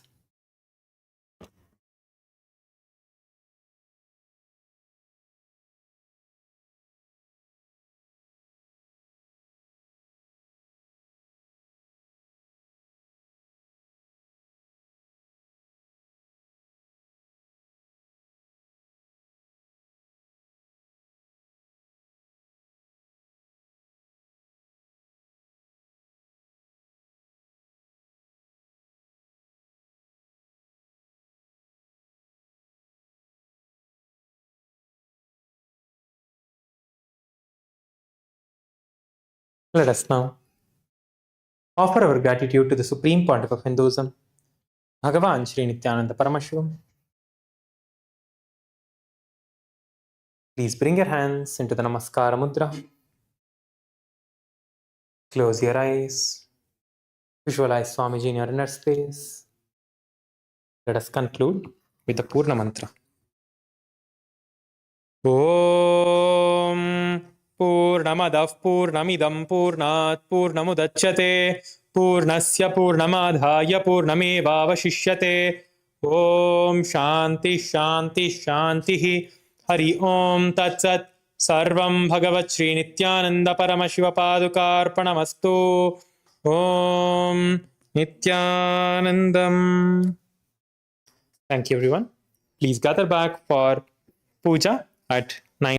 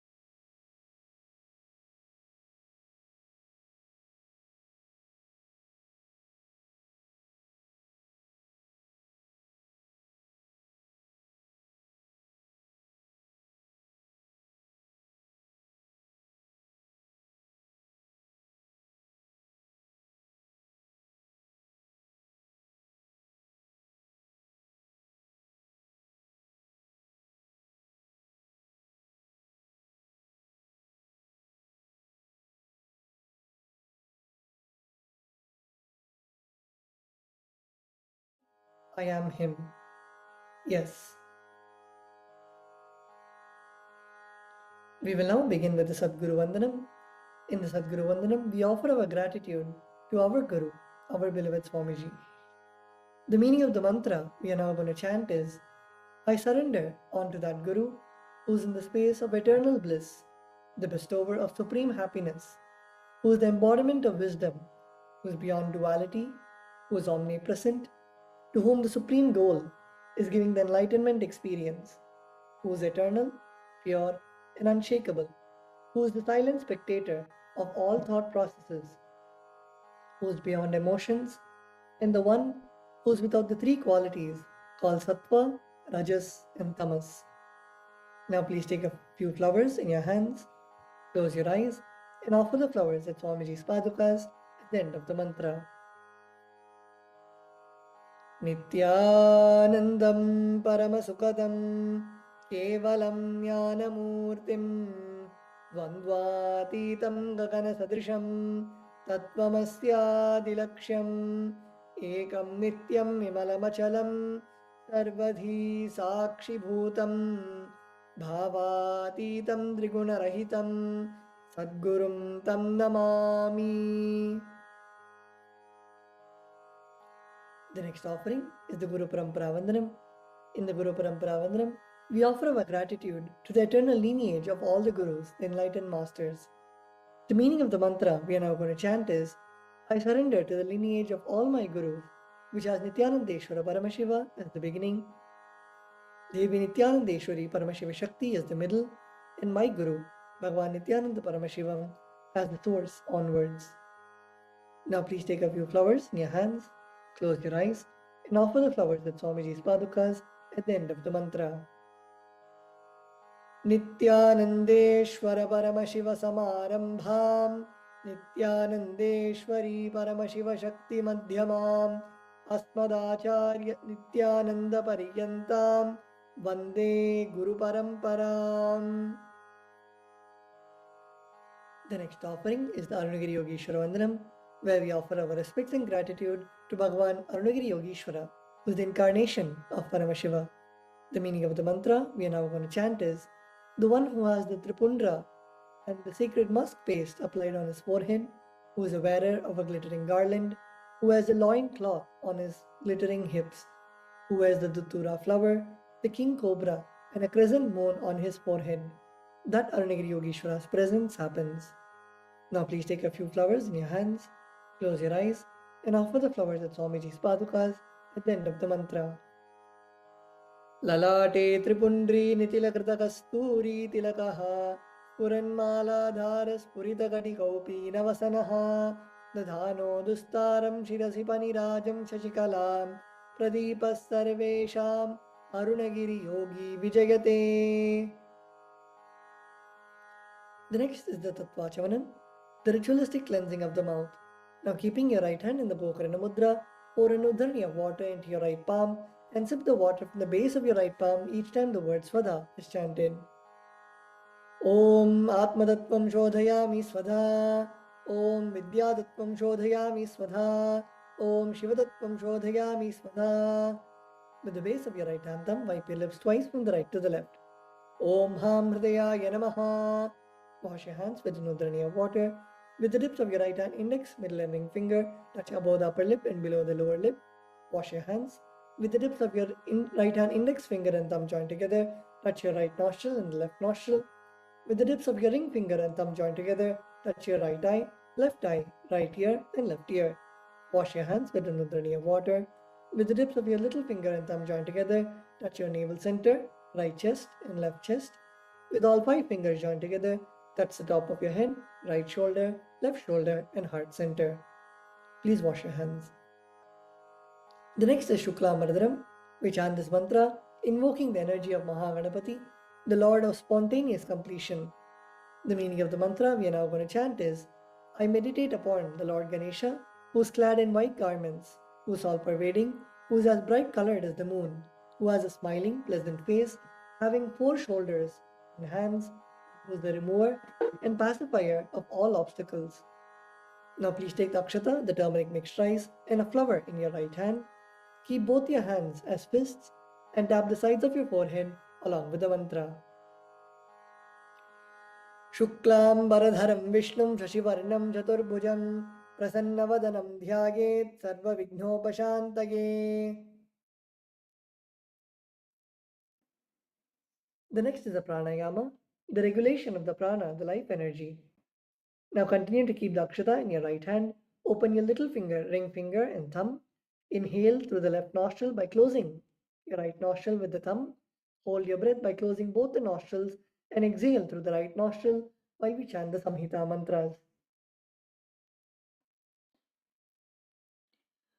Om Hom Ishanamurdaya Namaha Om Him Vrishabhakraya Namaha Om Hum Bhagavaradaya Namaha Om Him Vamdevukyaya Namaha Om Satyojatmurtaye Namaha Om Hamridaya Namaha Om Him Shirase Namaha Om Hum Shikaya Namaha Om Him Kavachaya Namaha Om Hum Netrebhyo Namaha Om Hastraya Namaha Om Hom Ishanamurdaya Namaha Om Him Vrishabhakraya Namaha Om Hum Bhagavaradaya Namaha Om Him Vamdevukyaya Namaha Om Satyojatmurtaye Namaha Om Hamridaya Namaha Om Him Shirase Namaha Om Hum Shikaya Namaha Om Him Kavachaya Namaha Om Hum Netrebhyo Namaha Om Hastraya Namaha Om Hom Ishanamurdaya Namaha Om Him Vrishabhakraya Namaha Om Hum Bhagavaradaya Namaha Om Him Vamdevukyaya Namaha Om Satyojatmurtaye Namaha Om Hamridaya Namaha Om Him Shirase Namaha Om Hum Shikaya Namaha Om Him Kavachaya Namaha Om Hom Netrebhyo Namaha Om Hastraya Namaha. The next is Sankalpa, the conscious dissolution. When you make a Sankalpa in the presence of the Master's presence manifests your Sankalpa as reality. Please close your eyes and visualize the Sankalpa that you want to manifest, the intention for whatever you want to manifest in your life. Manifesting the ultimate feeling connection with the Master, manifesting living enlightenment, manifesting Nirvikalpa Samadhi. Whatever is your Sankalpa, your intention, hold it in your inner space and visualize it already happening as reality in your inner space.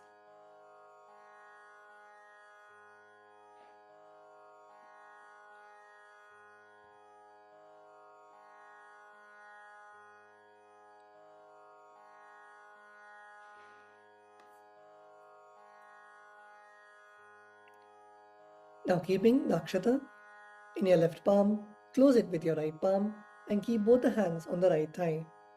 We will now chant the Sankalpa mantra.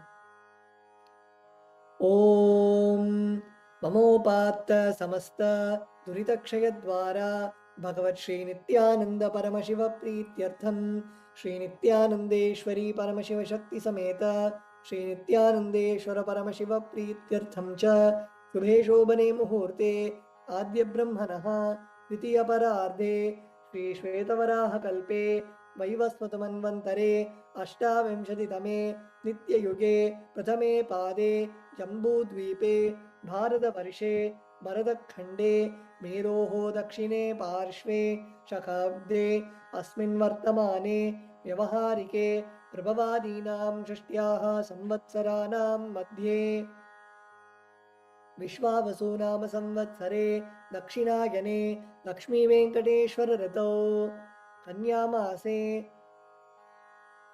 Shukla Pakshe Tritiyayam Shubhatitau Udavasare Yuktayam Chitra Nakshatra Indra Yoga Taitila Karana Evam Guna Visheshana Vishishtayam Asyam Shubhatitau Shri KAILASA Dvadashanta Shyamala Pitharudha Shri Meenakshi Sundareshwara Bhinna Swarupa Parashivaputra Ratna Kumara Gurumanya Tulyavatara Shri Parvati Dhanyapana Labdha Divya Jnana Vishruta Sakala Nigama Kamasara Bhuta Dravida Veda Pravaktre Srimad Paramashiva Karuna Samadhikata Mukta Maya Chaturashayana Giyamana Chatra Jamara Shri Chinnaka Haladi Samasta Birada Valyalankrita Jnana Vijnana Chakravarti Sarvajana Sangha Sadyo Nirvana Diksha Vyapa Vargavarsha Vishrana Jimuta Paramata Kalaba Kesari Shaiva Siddhanta Sthapanacharya Shri Rajadiraja Pandya Maharaja Guru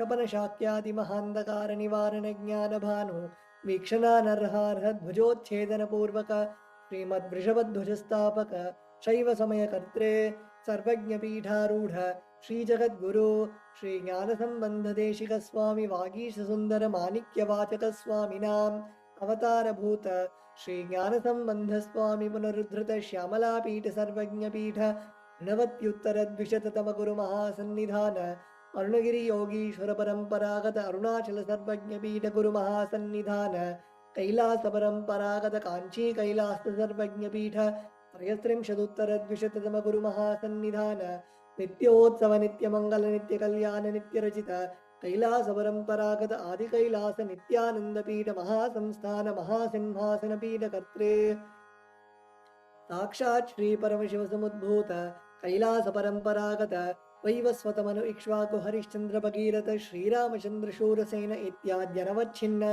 सार्वभौम चक्रवर्ती परंपरागत चतुष्षष्टि योगिनी मंडित चतुष्षष्टि संप्रदाय प्रवर्तक मनुधर्म शासन सूर्यवंश प्राप्त सर्वज्ञ पीठ सुरांगी साम्राज्य मूर्धाभिषिक्त चूड़ामणि साक्षात् श्री परमशिव समुद्भूत कपिल महागुरु पुनरुद्धृत महानिर्वाणि पीठ अष्टोत्तर सहस्र श्री महामंडलेश्वर साक्षात् श्री परमशिव समुद्भूत श्री महागणपति समारंभ अनवच्छिन्न पीठाधीश्वर गुरु परंपरा प्राप्त अटल पीठ अष्टोत्तर सहस्र श्री अटल पीठाधीश्वर धर्म मुक्ति स्वर्गपुर स्वर्ण पीठ त्रयोविंश गुरु महासन्निधान कैलास परंपरागत आदिपीठ सर्वज्ञ पीठ जगद्गुरु श्री कैलास पुनरुद्धारक श्री कैलास परमाचार्य श्रीमत् परमहंस परिव्राजकाचार्य वर्य सच्चिदानंद प्रणव स्वरूप श्रोत्रिय ब्रह्मनिष्ठ श्रीमद् जगद्गुरु Srila Shri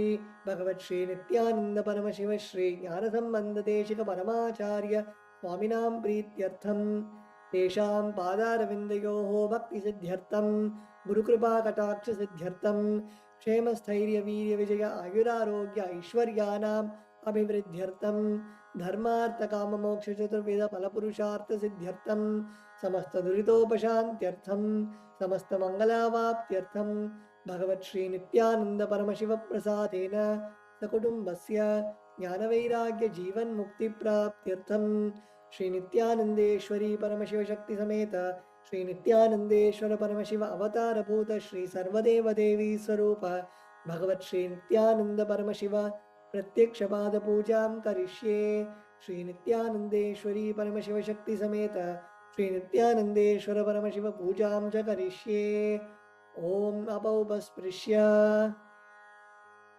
Please wash your hands with an udrani of water. The next is the Ganthanada. We ring the bell to invoke the presence of all the gods and goddesses and remove the presence of any negative energies. Now please take the bell in your left hand and hold it above your heart center and ring the bell along with the mantra. Om Agamarthantu Devanam Gamanarthantu Rakshasam Ghantanadam Karomyadau Devata Vanalanchanam Ghanta Devatabhyo Namaha. The next offering is Manasa Puja, the internal worship. Now please close your eyes. Visualize the meaning of the mantra you're now going to chant in your inner space. Turn all your senses inwards. Visualize Swamiji seated in your heart center.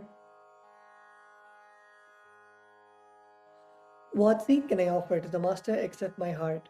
I offer the gratitude flowing as nectar to wash his feet and to rinse his mouth. I offer my mind itself as the arghya, the bouquet. To my Master, who is the very cosmos, what clothing can I offer except the space? I offer my very prana, the life energy, as the incense, and I offer the ocean of nectar as the food offering. The principle of unstuck perennial sound is to be offered as the bell, the air as the chamara, the sahasrara as the umbrella, the principle of sound as the music, the actions of the senses, and also the vagaries of the mind as the dance. All the 7 chakras, along with the Shushumna Nadi, is to be offered as a flower garland. The different kinds of flowers with which the Guru should be worshipped are the kindlessness, freedom from the ego, freedom from suffering when your desires are not fulfilled, freedom from arrogance, freedom from ignorance, freedom from deceit, freedom from hatred, freedom from agitation, freedom from jealousy and greed, and the Guru should also be worshipped with the flowers of non-violence, mastery over the senses, compassion, forgiveness, and enlightenment. Now please take a flower in your hands, close your eyes, and place your hands in the Kurma Mudra and offer the flowers at Swamiji's Padukas at the end of the mantra. Om Hritpadmamasanam Dadyat Sahasraratyutamritaihi Padyam Charanayor Dadyat Manastu Vargyam Nivedayet Tena Amritena Achamaniyam Snaniyam Tena Chasmritam Akashatattvam Vastram Syat Gandhasyat Gandhadatvakam Chittam Prakalpayet Pushpam धूपं प्राणान् प्रकल्पयेत् तेजस्तत्त्वं च दीपार्थं नैवेद्यं स्यात् सुधाम्बुधिः अनाहतध्वनिर्घण्टा वायुतत्त्वं च चामरं सहस्रारं भवेत् छत्रं शब्दतत्त्वं च गीतकं नित्यमिन्द्रियकर्माणि चाञ्चल्यं मनसस्तथा सुमेखलां पद्ममालां पुष्पं नानाविधं तथा अमायाद्यैर्पावपुष्पैः अर्चयेद् भावगोचरम् अमायम् अनहङ्कारम् अरागम् अमदं तथा अमोहकम् मदम्भं च अद्वेषाक्षोभकौ तथा अमात्सर्यम् अलोभं च दशपुष्पं विदुर्बुधाः अहिंसा परमं पुष्पं पुष्पमिन्द्रियनिग्रहः दया पुष्पं क्षमा पुष्पं ज्ञानपुष्पं च पञ्चमम् इति पञ्चदशैर्भावपुष्पैः सम्पूजयेत् भगवन्तं श्रीनित्यानन्दपरमशिवम्.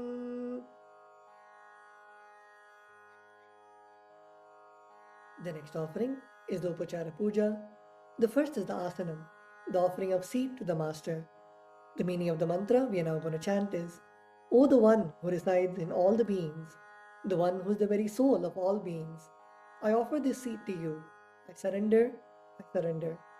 Now please take some flowers and akshata in your hands and offer it at Swamiji's Padukas along with the mantra.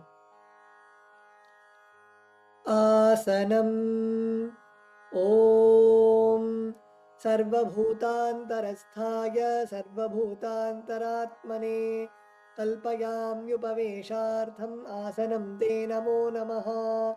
Om Hrim Idam Suvarnasanam Sarvadeva Devi Swarupaya Bhagavate Shri Nithyananda Paramashivaya Namaha. The next offering is Swagatam, the offering of welcoming the Master. The meaning of the mantra we are now going to chant is, O the Lord of all gods, the one whose darshan is awaited by the gods for the fulfillment of their desires, welcome, welcome. Today my birth, life, and all deeds are fructified. The fruits of all my tapas is materialized just by welcoming you. Now please take a few flowers in your hands and offer the flowers at Swamiji's Padukas at the end of the mantra. Swagatam Om Shantatvat Sarvakartritvat Bhavo Paratikaranat Shiva Ukto Mahatantra Mantra Vidbhis Sada Shivaha Tasmai Shivaya Gurave Vitaraga Kalaya Vai Ameyatvat Anantoyam Ajatvacha Prakirtitaha Yasya Darshanamichanti Deva Swabhishta Siddhage Asmai Te Parameshana Swagatam Swagatam Prabho Adya Me Sapalam Janma Jivanam Sapala Kriyaha Swagatam Yatvaya Tanme Tapasam Phalamagatam. Om Hrim Sarvadeva Devi Swarupa Bhagavat Shri Nithyananda Paramashiva Swagatam Suswagatam Te. The next offering is Padyam, the offering of water to wash the feet of the Master. The meaning of the mantra we are now going to chant is, I offer Padyam, that is the water for washing the feet of the Supreme God, the very devotion of whom brings about the ultimate bliss. Now please take an udhani of water in your hands and offer it at Swamiji's Padukas along with the mantra. पाद्यम् ॐ यद्भक्तिलेशसम्पर्कात् परमानन्दसम्प्लवः अस्मै ते परमेशान पाद्यं शुद्धाय कल्पये ॐ ह्रीं एतत्पाद्यं सर्वदेवदेवी स्वरूपाय भगवते श्रीनित्यानन्दपरमशिवाय नमः. The next offering is Arghya, the offering of the traditional bouquet. The meaning of the mantra we are now going to chant is, O Maheshwara, please accept this Arghya, this offering of traditional bouquet with water to welcome the guest, made of durva grass, a flower, a bilva leaf and a rice pellet, and kept in a beautiful conch. Now please take the conch in your hands and offer the Arghya at Swamiji's padukas along with the mantra. Arghyaha Om Durvakshatasamayuktam Bilvapatram Tathaparam Shobhanam Shankapatrastam Grahanargyam Maheshwara Om Hrim Esho Argyaha Sarvadeva Devi Swarupaya Bhagavate Shri Nithyananda Paramashivaya Swaha. The next offering is Achamaniyam, the offering of water for mouthwash. The meaning of the mantra we are now going to chant is, please accept this auspicious and sin-removing Ganga water offered by me as Achamaniyam, that is the water for mouthwash offered by me with devotion to you. Now please take an udrani of water in your hands and offer it at Swamiji's padukas along with the mantra. Achamaniyam Om Mandakinyastu yadvari sarvapapaharam shubham Grihanachamaniyam tvam maya bhaktya niveditam Om Hrim idam achamaniyodakam sarvadeva devi swarupaya Bhagavate Shri Nithyananda Paramashivaya Swadha. The next offering is Madhuparka, the offering of the nectarine drink. The meaning of the mantra we are now going to chant is, for the destruction of all negativities, I offer this Madhuparka, this drink which is full of nectar. Be pleased towards me, O Lord. Now please take the Madhuparka in your hands and offer it at Swamiji's padukas along with the mantra. Madhuparkaha Om Sarvakalmashanashaya Paripurna Sudhatmakam Madhuparkamimam Deva Kalpayami Prasidame Om Hrim Esha Madhuparkaha Sarvadeva Devi Swarupaya Bhagavate Shri Nithyananda Paramashivaya Swadha. The next offering is Gandhatailam, the offering of the scented oil. The meaning of the mantra we are now going to chant is, I offer with love and affection the scented oil to you, O the healer of all the world. You are the purest among all the world. Now please take the Gandhatailam, the scented oil in your hand, and offer it at Swamiji's padukas along with the mantra. Gandhatailam Om Sneham Grahana Snehena Lokanam Hitakaraka Sarvalokeshu Shuddhastvam Dadami Snehamuttamam Om Hrim Idam Gandhatailam Sarvadeva Devi Swarupaya Bhagavate Shri Nithyananda Paramashivaya Nivedayami. The next offering is Snaniyam, the offering of water for the sacred bath. The meaning of the mantra we are now going to chant is, please accept this cool, pure and clear water which is capable of seizing my mind. For your sacred bath, offered by me with devotion to you. Now please take an udrani of water in your hands and offer it at Swamiji's padukas along with the mantra, and please ring the bell as you do so. Snaniyam Om Idam Shushitalam Vari Shvachham Shuddham Manoharam Snanartham Te Maya Bhaktya Kalpitam Pratigrihyatam Om Hrim Idam Snaniyodakam Sarvadeva Devi Swarupaya Bhagavate Shri Nithyananda Paramashivaya Nivedayami. The next offering is Vastram, the offering of the sacred cloth. The meaning of the mantra we are now going to chant is, I offer Vastram, this cloth offering to the Master who removes the veil of Maya or illusion. The Master, who is the true light of enlightenment, who does not have a veil of Maya and has the very space as the dress. Now please take the offering of clothes in your hands and offer it at Swamiji's padukas along with the mantra. Vastram Om Maya Chitrapata Channa Nija Kukyoro Tejase Niravarana Vijnaya Vasaste Kalpayamyaham Om Hrim Idam Vastrottariyam Sarvadeva Devi Swarupaya Bhagavate Shri Nithyananda Paramashivaya Nivedayami. The next offering is Abharanam, the offering of the sacred jewelry.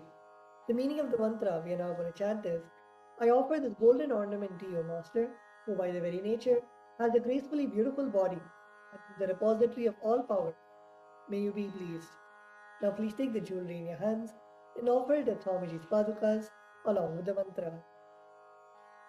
Abharanam Om Svabhavasundaraangaya Nana Shaktyashrayayate Suvarnam Bhushanam Dubhyam Kalpayami Prasidame Om Hrim Idam Suvarnabharanam Sarvadeva Devi Swarupaya Bhagavate Shri Nithyananda Paramashivaya Nivedayami.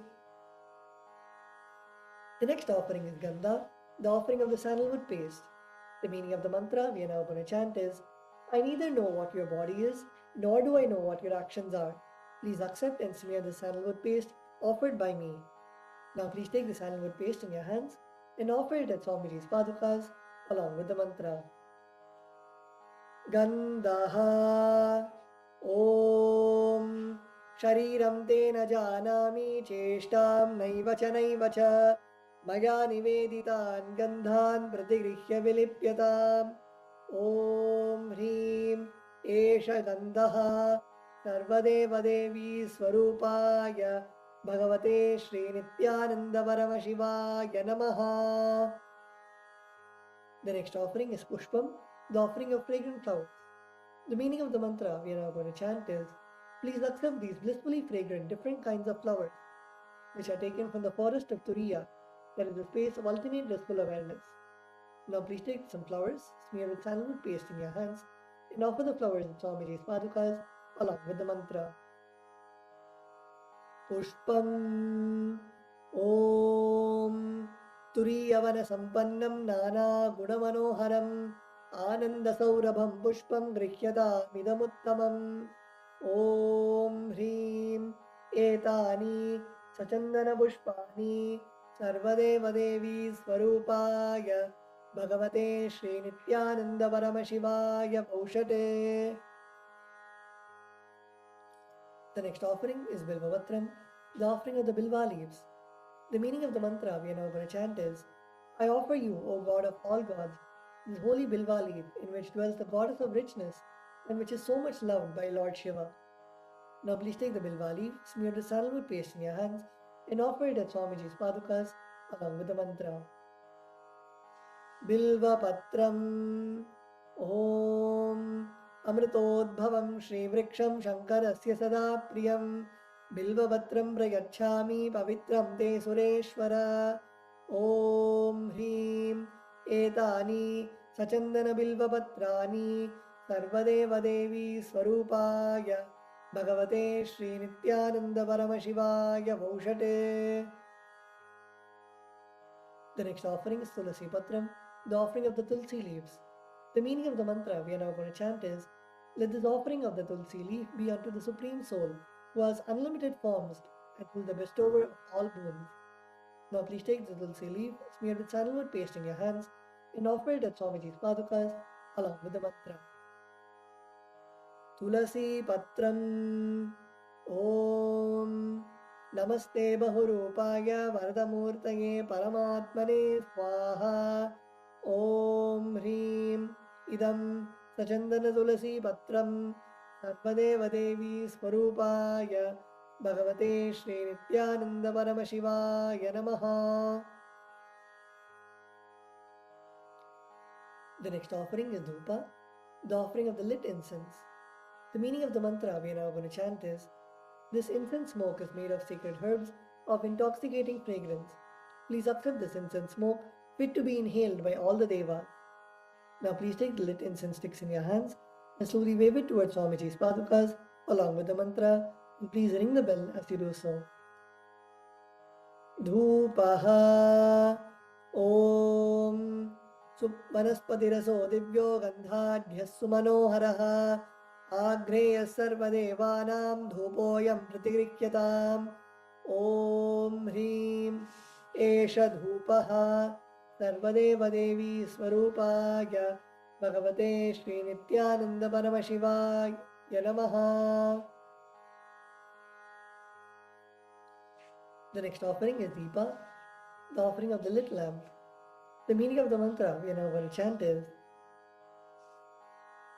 please accept this light of inner and outer worlds, which is very bright and removes darkness from everywhere. Now please take the lit lamp in your hands and slowly wave it towards Swamiji's padukas along with the mantra, and please ring the bell as you do so. Deepaha Om Suprakasho Mahadipah Sarvadastimirapaha Sabhakyabhyantarajyotirdeepoyam Pratigrihyatam Om Hrim Esha Deepaha Sarvadeva Devi Swarupaya Bhakte Shri Nithyananda Paramashivaya Namaha.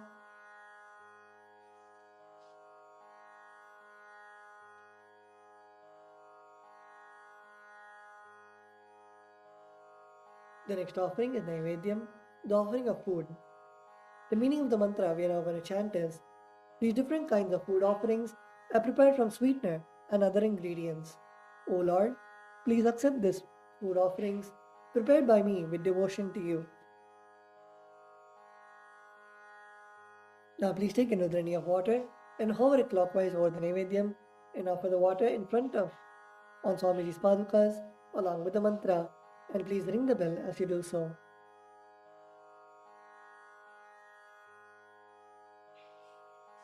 Naivedyam Om Naivedyam Vividam Deva Shakkara Divinirmitam Maya Niveditam Bhaktya Grahana Parameshwara Om Hrim Idam Sopakarna Naivedyam Sarvadeva Devi Swarupaya Bhagavate Shri Nithyananda Paramashivaya Nivedayami. The next offering is Paniyam, the offering of water for drinking. The meaning of the mantra we are now going to chant is, O God, the Lord of all demigods, the one who bestows deep fulfillment upon us, please accept this water full of infinite bliss. Now please take an udhrani of water in your hands and offer it at Swamiji's padukas along with the mantra. Paniyam Om Samastadeva Devesha Sarvatriptikaram Param Akhandananda Sampurnam Grahana Jalamuttamam Om Hrim Idam Panartodakam Sarvadeva Devi Swarupaya Bhagavate Shri Nithyananda Paramashivaya Namaha. The next offering is Punarachamaniyam, the offering of water for washing the hands and the mouth. The meaning of the mantra we are now going to chant is, I offer this water for washing the hands and the mouth to you, whose mere remembrance purifies everybody. Now please take an udhrani of water in your hands and offer it at Swamiji's padukas at the end of the mantra. Punarachamaniyam Om Uchishtamapyasujirva yasya smaranamatritaha Shuddhimapnoti tasmai te punarachamaniyakam Om Hrim Idam Punarachamaniyodakam Sarvadeva Devi Swarupaya Bhagavate Shri Nithyananda Paramashivaya Swaha.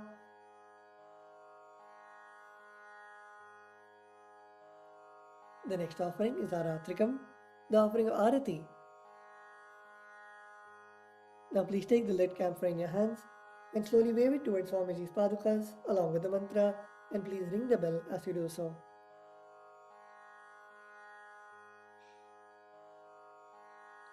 Aratrikam Om Hrim Esha Deepamala Sarvadeva Devi Swarupaya Bhagavate Shri Nithyananda Paramashivoham Namaha.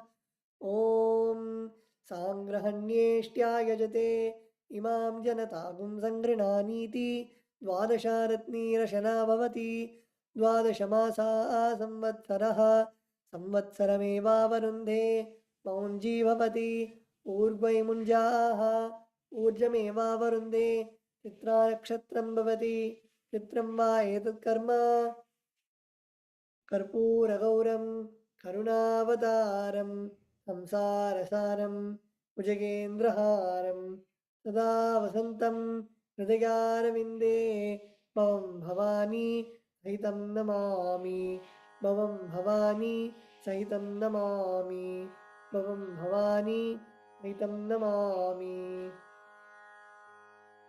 Aratrikam Samarpayami Bhagavat Shri Nithyananda Paramashivoham Kamalebhyo Namaha.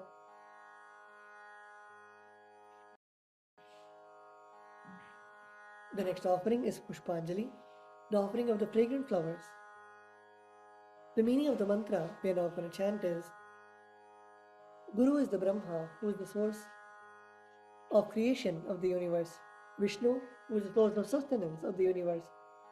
And Mahadeva, Maheshwara, who is the source of rejuvenation of the universe.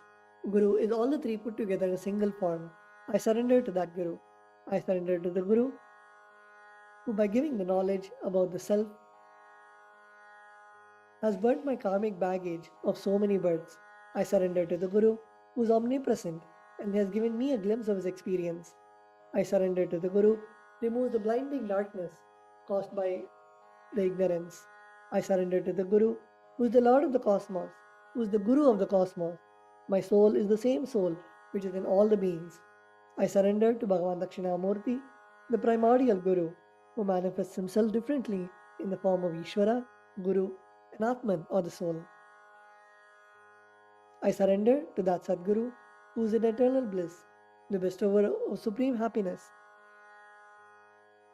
the one who is the embodiment of wisdom, who is beyond duality, who is omnipresent, to whom the supreme goal is giving the enlightenment experience, who is eternal, pure, and unshakable, who is the silent spectator of all thought processes, who is beyond emotions, and the one who is without the three qualities called Sattva, Rajas, and Tamas.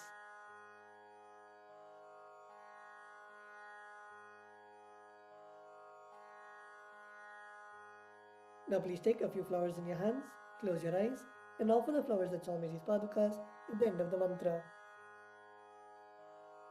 Pushpanjalihi Gurur Brahma Gurur Vishnu Gurur Devo Maheshwara Guru Sakshat Param Brahma Tasmai Shri Gurave Namaha. Akhanda Mandala Akaram Vyaptam Yena Characharam Tatpadam Darshitam Yena Tasmai Shri Gurave Namaha. Ajnanatimirandasya Jnananjanashalakaya Chakshurunmilitam Yena Tasmai Shri Gurave Namaha. Aneka Janma Samprapta Karma Bandha Vidahine Atmajnana Pradhanena Tasmai Shri Gurave Namaha. Ishmannath Shri Jagannatho Madguru Shri Jagadguruho Mamatma Sarvabhutatma Tasmai Shri Gurave Namaha.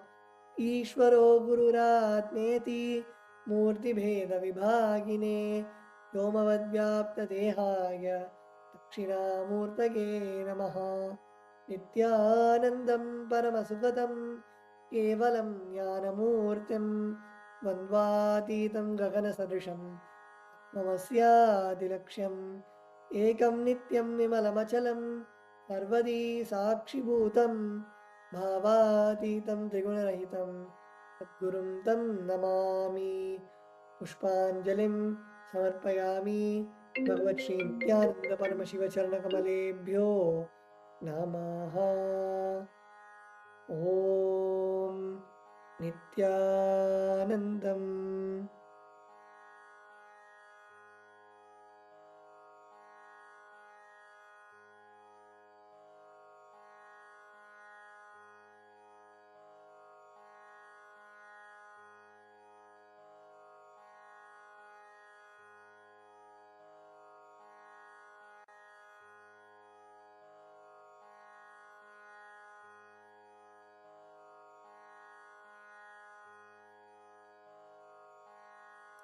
Let us now begin the Paramashiva Puja with the Tattvachanam. Let's all bring our right hand into the Gokarna Mudra, pour an udharani of water, and drink the water at the end of the mantra. We'll be repeating this 3 times. Om Atmadattvam Shodayami Swadam. Om Vidyadattvam Shodayami Swadam. Om Shivadattvam Shodayami Swadam. Now rinse your right hand and wipe the upper and lower lip with the base of the right hand thumb. Om Ham Hridayaya Namaha. Rinse your right hand with the index, middle and ring fingers touch above the upper lip, below the lower lip. Once again, rinse your right hand. Next, with the index finger and thumb touch the right nostril, the left nostril. With the ring finger and thumb touch the right eye, right ear, left ear. Once again, rinse your right hand. Next, with the little finger and thumb touch the navel center, the right chest and the left chest. And with all the fingers, touch the top of the head, the right shoulder, the left shoulder, and the heart center. Once again, rinse your hand. Next, we'll be entering into the Sakali Karnam. Now, with your right hand, wipe the front and back of your left hand twice. And with your left hand, wipe the front and back of your right hand once. Om Hastra Namaha. Bring your hands into Namaskara Mudra in front of the third eye. Shaktaye Vaushate. Now, bring your palms facing towards you with the thumbs touching the center of the palm. Om Ham Shivasanaye Namaha. Om Ham Shivamurtaye Namaha. Now, slide your finger from the top to bottom over the following fingers, starting with the little finger. Om Ham Satyo Jatamurtaye Namaha. Now, slide your finger over the ring finger. Om Him Vamadeva Guhyaya Namaha. Slide your thumb over the middle finger. Om Hum Agora Hridayaya Namaha. Slide your thumb over the index finger. Om Hem Tatpurusha Vaktraya Namaha. Slide your index finger over the thumb. Om Hom Ishana Murdaya Namaha. That's the center of the palm. Om Ham Hom Vidyadehaya Namaha. Now bend the index, middle and ring fingers of both your hands. Om Hom Netrebhyo Namaha. Now open your index and middle and ring fingers. Touch the center of the palm with thumb. Om Ham Hom Shivaya Namaha. Once again, slide your thumb over the little finger. Om Ham Hridayaya Namaha. Slide your thumb over the ring finger. Om Him Shirase Namaha. Slide your thumb over the middle finger. Om Hum Shikaya Namaha. Slide your thumb over the index finger. Om Haim Kavachaya Namaha. Slide your index finger over the thumb. Om Ha Astraya Namaha. Now close your hands into a fist and rotate your hands once around each other. Om Haim Kavachaya Hum. Now bring your hands into a Namaskar Mudra in front of the third eye. Om Ham Shivaya Vaushate. Now open your palms and touch the center of the palm with the thumb. Om Ham Hom Shivaya Namaha. Now your ring finger and thumb touch the heart center. Om Ham Shivasanaya. Om Ham Shivamurtaye Namaha. With your little finger and thumb touch the knees. Om Ham Satyo Jatam. Now with your ring finger and thumb touch the navel. Om Him Vamadeva Guhyaya Namaha. With the middle finger and thumb touch the heart center. Om Hum Agor Hridayaya Namaha. With the index finger and thumb touch the upper lip. Om Hem Tatpurusha Vaktraya Namaha. With the base of the thumb touch the top of the head. Om Hom Ishana Murdaya Namaha. Now with the ring finger and thumb, touch the heart center. Om Ham Hom Vidya Dehaya Namaha. With the index, middle and ring fingers, touch the three eyes. Om Hom Netrebhyo Namaha. Now with your ring finger and thumb, touch the heart center. Om Ham Hom Shivaya Namaha. With your little finger and thumb, touch the heart center. Om Ham Hridayaya Namaha. With the ring finger and thumb, touch the top of the head. Om Him Shirase Swaha. With the middle finger and thumb, touch the back of the head. Om Hum Shikaye Vashate. Cross your left hand in front of your right hand. And now uncross your hands by rotating your hands around your head and bringing your hands to the side. Om Haim Kavachaya Hum. Now with your right thumb, tap the left palm, and with your left thumb, tap the right palm. Om Hastraya Pate. Now with your middle finger and index finger, tap the left palm thrice. Om Hastraya Hum Pate. Now with your index finger and thumb, snap in the 8 directions around you, once below and once above. Om Hastraya Pate. Now bring your hands onto the top of your head and slide your hands around your body. Bring your hands to the heart center in Namaskar Mudra. Om Ham Shivaya Vaushate. Next is the Saman Yagya, the preparation of water for Paramashiva. Now let's place some turmeric mixed rice, flowers and sandalwood paste into the Panchapatram. Cover the mouth of the Panchapatram with your palm, and we'll be chanting the Pranama mantra Om 7 times. Om, Om, Om, Om, Om, Om, Om. Now snap in the 8 directions below and above the Panchapatram. Om Hastraya Pate. Now with your index finger, rotate clockwise around the Panchapatram. Om Haim Kavachaya Hum. Now show the Dena Mudra to the Panchapatram. Om Ham Shivaya Vaushate. The next is the invocation of Paramashiva. Now let us offer a few akshata at Paramashiva's feet along with the mantra. Om Ham Hom Shivaya Namaha. Om Ham Shivasanaya Namaha. Now take a few flowers, bring your hands into the Namaskar Mudra, visualize Paramashiva in your inner space. As we are now going to be chanting the Dhyana Shloka, the mantra that represents and gives us the visualization of Paramashiva and Devi Paramashiva Shakti.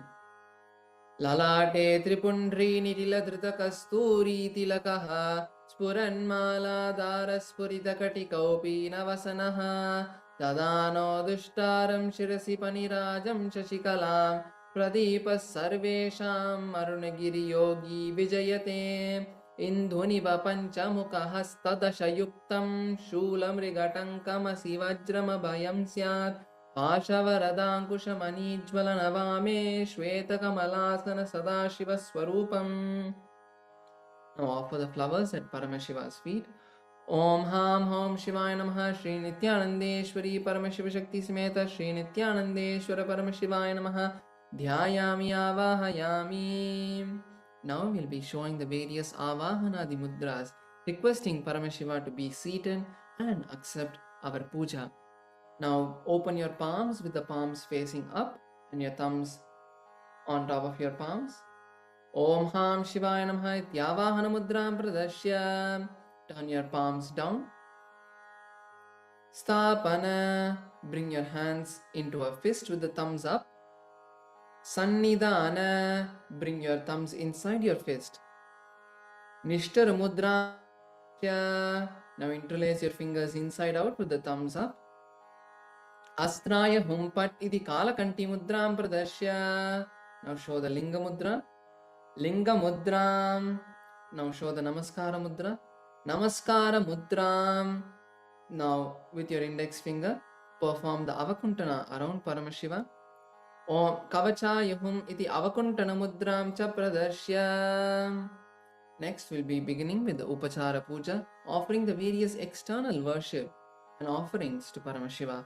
Beginning with the sacred seat, take a few akshata and offer it at Paramashiva's feet along with the mantra. Om Ham Hom Shivaya Namaha Shri Nithyanandeshwari Paramashiva Shakti Sameta Shri Nithyanandeshwara Paramashiva Namaha Asanam Samarpayami. Next is the Padya, Achamana and Argya. Now please take an Uddharani of water. Show to the base of the Atmalinga. Om Ham Shivaya Namaha and pour it into the Achamana Patra. Take another Uddharani of water. Show to the mouth of Paramashiva and pour it into the Achamana Patra. Om Ham Shivaya Swadha. Take another Uddharani of water. Show to the top of the Atmalinga and pour it into the Achamana Patra. Om Ham Shivaya Swaha. Shri Nithyanandeshwari Paramashiva Shakti Sameta Shri Nithyanandeshwara Paramashivaya Namaha Padyachamanargyam Dattvat.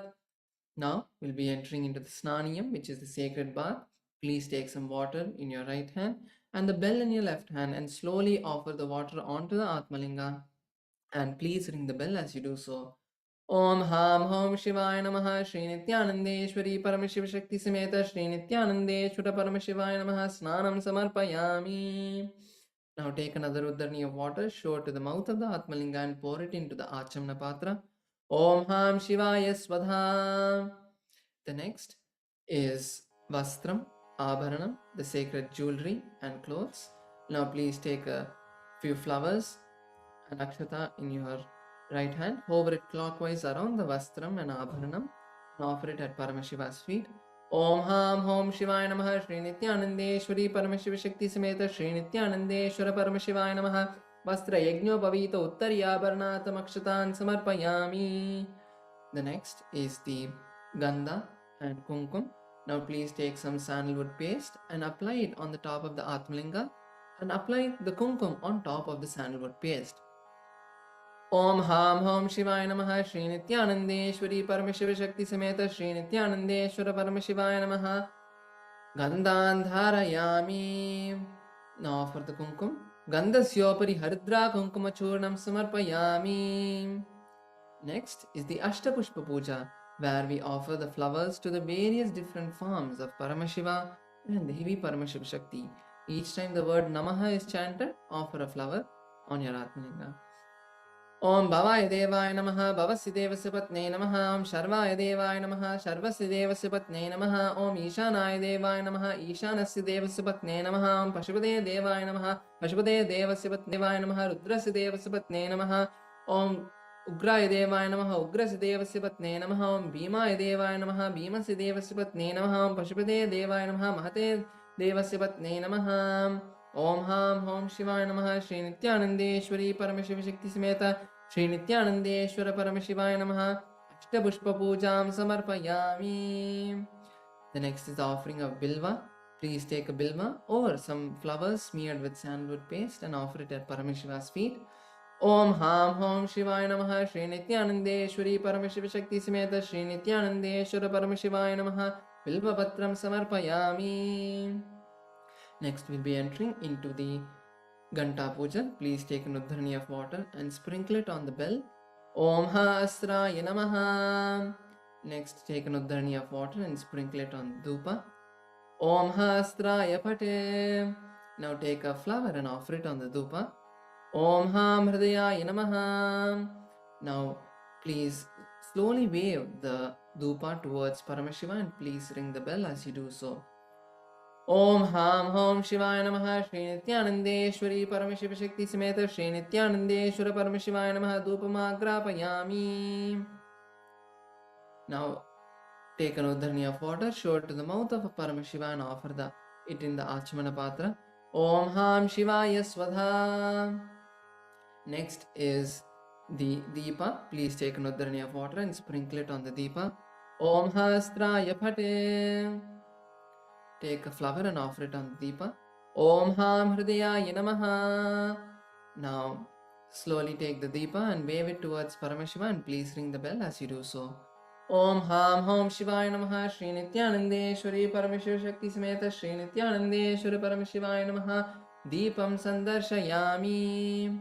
Now offer Achamanam to Paramashiva. Take an Uddharani of water, show it to the Atmalinga's mouth and pour it into the Achamana Patra.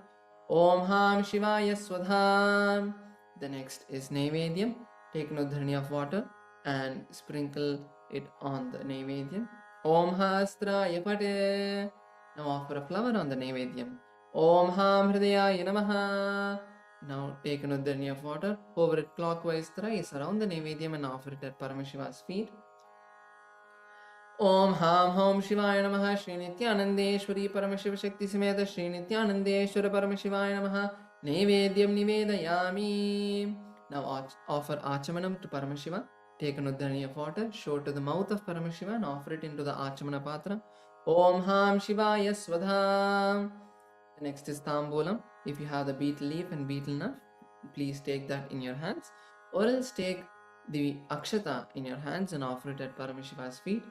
Om Ham Hom Shivaya Namaha. Shri Nithyanandeshwari Paramashiva Shakti Sameta Shri Nithyanandeshwara Paramashivaya Namaha. Tambulam Samarpayami. The next is Neerajanam. Please take a Uddarni of water and sprinkle it on the Arti or the Deepa. Om Hastraya Pate. Now offer the flower on the Arti of the Deepa. Om Ham Hridayaya Namaha. Now take the Arti in your hands and slowly wave it towards Paramashiva and please ring the bell as you do so.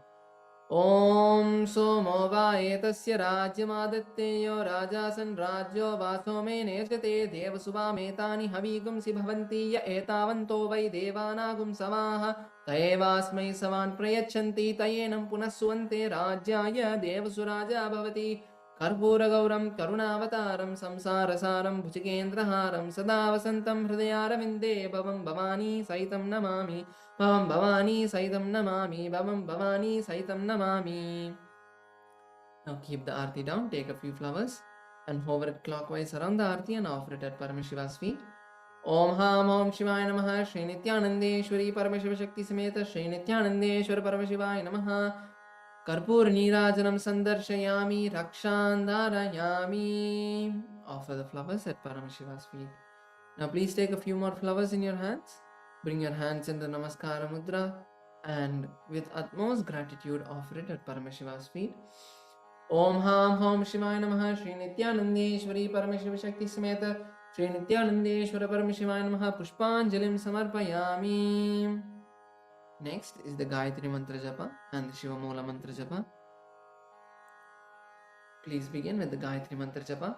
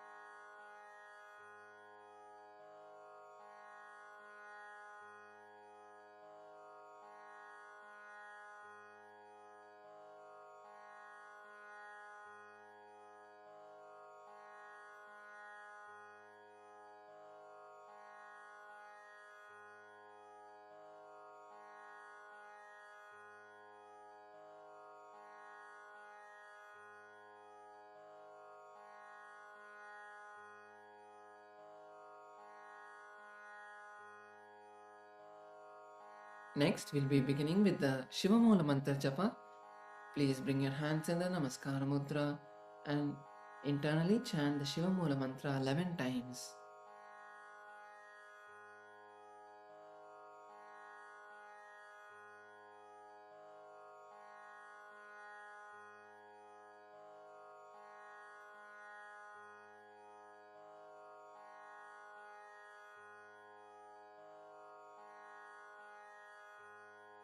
Next, let us begin the Shama Prarthana. Please take some flowers, turmeric rice, and if you have the Durva grass, into your right palm. Om Ham, Om Haim Kavachaya Hum, Om Hastraya Pate, Om Ham Shivaya Vaushate. Now bend the little finger, the ring finger, and the middle finger to the center of the palm. Pour an Uddarni of water and we'll now be chanting the Shama Prarthana. ॐ यत्किञ्चित् कर्म देवेश सदा सुकृतदुष्कृतं तन्मे शिवपदस्तस्य भुङ्क्षक्षवे शङ्कर शिवो दाता शिवो भोक्ता शिवः सर्वमिदं जगते शिवो यतति सर्वत्र यः शिवः सोऽहमेव तु. Now offer the contents of your hand to the left hand side of Paramashiva. Om Ham Haum Shivaya Namaha. Let us now begin the Tattvachamanam. Please bring your hands into the Gokarna Mudra and pour an Uddarni of water.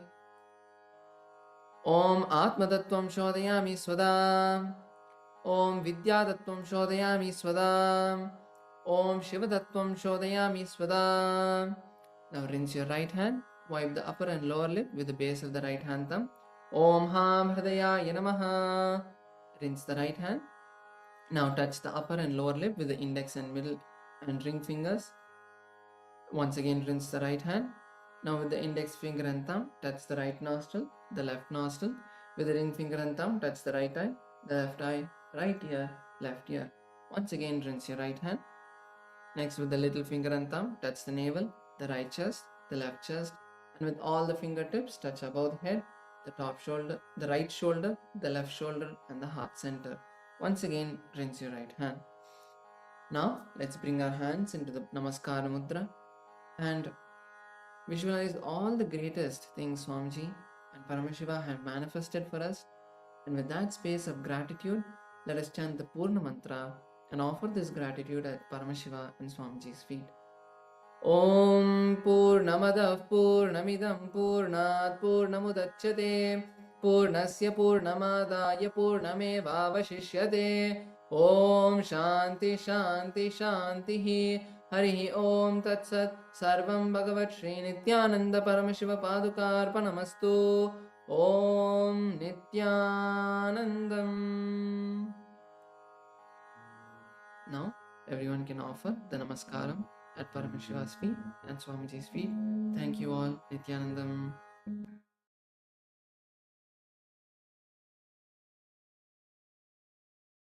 Rooted in ancestral knowledge. The United Ancient Indigenous Enlightened Nations represents over 160 indigenous member nations and communities, advocating for more than 300 million people across all continents. Here, ancient wisdom meets modern action, fostering international cooperation, cultural preservation, and sustainable development through indigenous leadership. Beyond dialogue, the UAN experience nurtures the mind, body, and spirit. Sunrise meditation, yoga by the ocean, and cultural celebrations reconnect us to ourselves, each other, and the wisdom of the earth. In St. Kitts and Nevis, ancient traditions and vibrant cultures come alive. This is a space for learning, sharing, and taking action. Together, we address climate challenges, preserve cultures, and shape a sustainable future. The United Ancient Nations is where ancestral knowledge guides the world toward harmony, justice, and collective growth. Join the United Ancient Nations in St. Kitts and Nevis, where ancient wisdom meets a sustainable future. Together, we rise.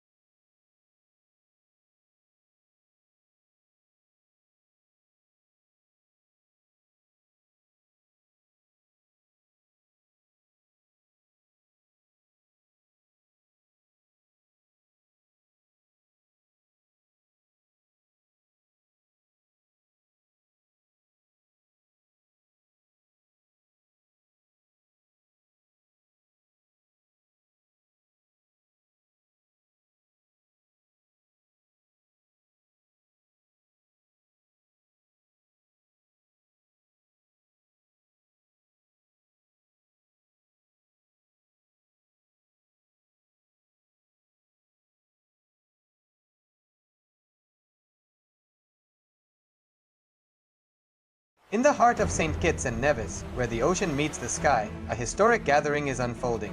The United Ancient Nations, a global forum where the world's first and ancient nations unite to share wisdom, confront challenges, and co-create solutions rooted in ancestral knowledge. The United Ancient Indigenous Enlightened Nations represents over 160 indigenous member nations and communities, advocating for more than 300 million people across all continents. Here, ancient wisdom meets modern action, fostering international cooperation, cultural preservation, and sustainable development through indigenous leadership. Beyond dialogue, the UAN experience nurtures the mind, body, and spirit. Sunrise meditation, yoga by the ocean, and cultural celebrations reconnect us to ourselves, each other, and the wisdom of the earth. In St. Kitts and Nevis, ancient traditions and vibrant cultures come alive. This is a space for learning, sharing, and taking action. Together, we address climate challenges, preserve cultures, and shape a sustainable future. The United Ancient Nations is where ancestral knowledge guides the world toward harmony, justice, and collective growth. Join the United Ancient Nations in St. Kitts and Nevis, where ancient wisdom meets a sustainable future. Together, we rise. Established since 2002 in the United States of America, the United Ancient Nations is an intergovernmental organization, currently made up of 160+ members and indigenous nations. The UAN and its work are guided by the purposes and principles contained in its founding charter. The UAN is a manifestation of the profound connection amongst indigenous peoples across the world, including African, Andean, American, European, Caribbean, Oceanic, and Asian regions, rooted in shared wisdom, sustainable practices, and deep reverence for the earth. The United Ancient Nations serves as an international cultural and diplomatic organization focused on uniting indigenous cultures globally.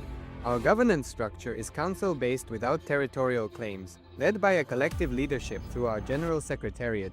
As a non-state entity with UN-style advocacy, we focus on several key areas: cultural and digital heritage preservation, indigenous diplomacy, revival of indigenous knowledge systems to solve humanity's problems, global peace, environmental preservation, health and wellness, sustained economic development, indigenous and cultural tourism. While the UAN represents numerous indigenous cultures, the United States of KAILASA serves as the first indigenous nation specifically for Hindus. KAILASA's mission is focused on the revival of the ancient enlightened Sanatana Hindu civilization, with a formal governance structure including a head of state, ministers, and ambassadors. Under the leadership of SPH, Supreme Pontiff of Hinduism, Bhagavan Nithyananda Paramashivoham, KAILASA has achieved recognition as a sovereign subject of international law, possessing distinctive attributes of juridical statehood. The United States of KAILASA is the main sponsor of the proposed UAN headquarters. This initiative would bring forth an estimated $100 million in revenue for the host country through summits, conferences, tourism, and development projects. The proposed UAN headquarters would represent the world's indigenous nations and peoples through its architectural design. It would blend the best of all worlds, featuring top modern architecture, the highest green building standards, and ancient Vastu architectural principles. This headquarters would serve as a central hub for indigenous diplomacy, cultural preservation, and collaborative efforts towards sustainable development and global peace. Through this initiative, we aim to create a dignified platform for indigenous leadership rooted in ancestral wisdom, cultural legitimacy, and collaborative innovation, enhancing global dialogue and regional stability. The establishment of the UAN headquarters would position a host country at the forefront of a global movement promoting indigenous wisdom while creating significant economic opportunities for the nation and its people.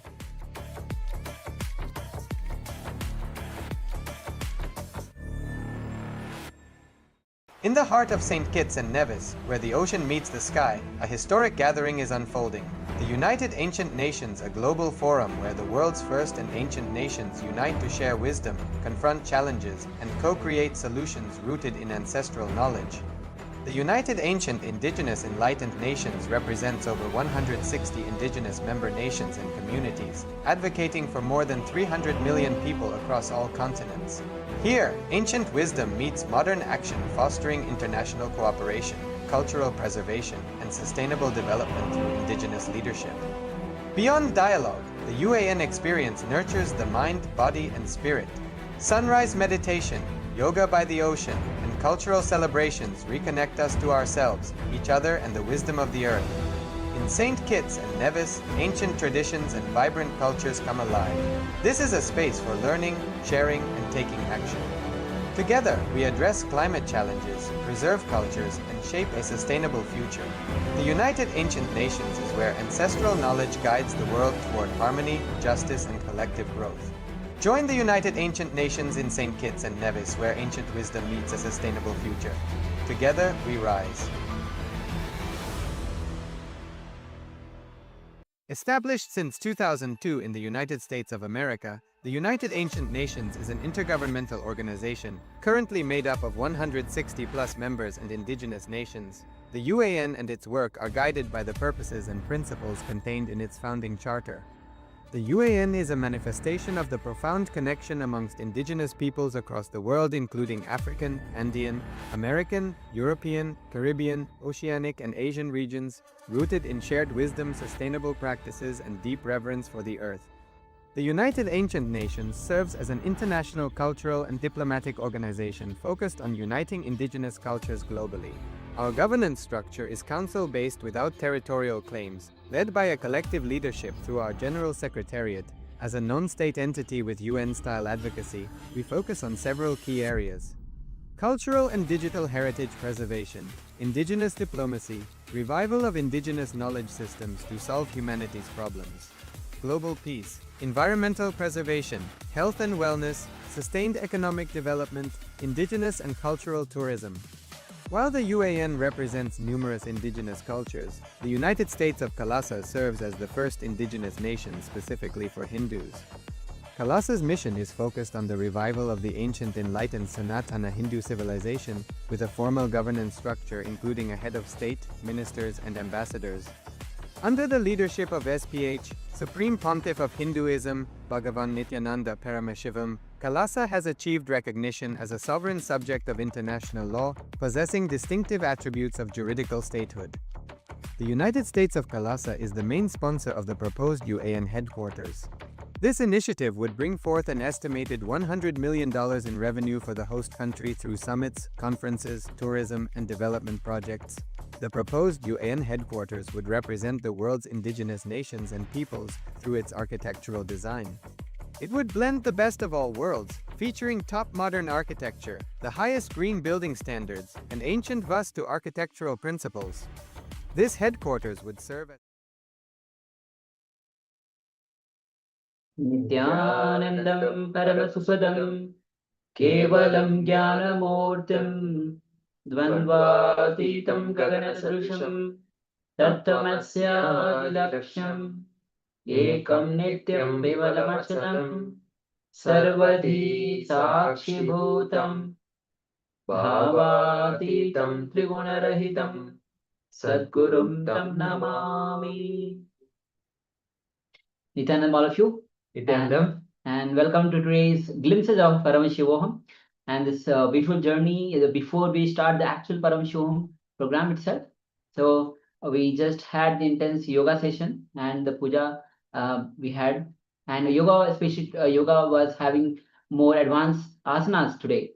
So hope all of you have performed the asanas, had the breakthrough. Understand?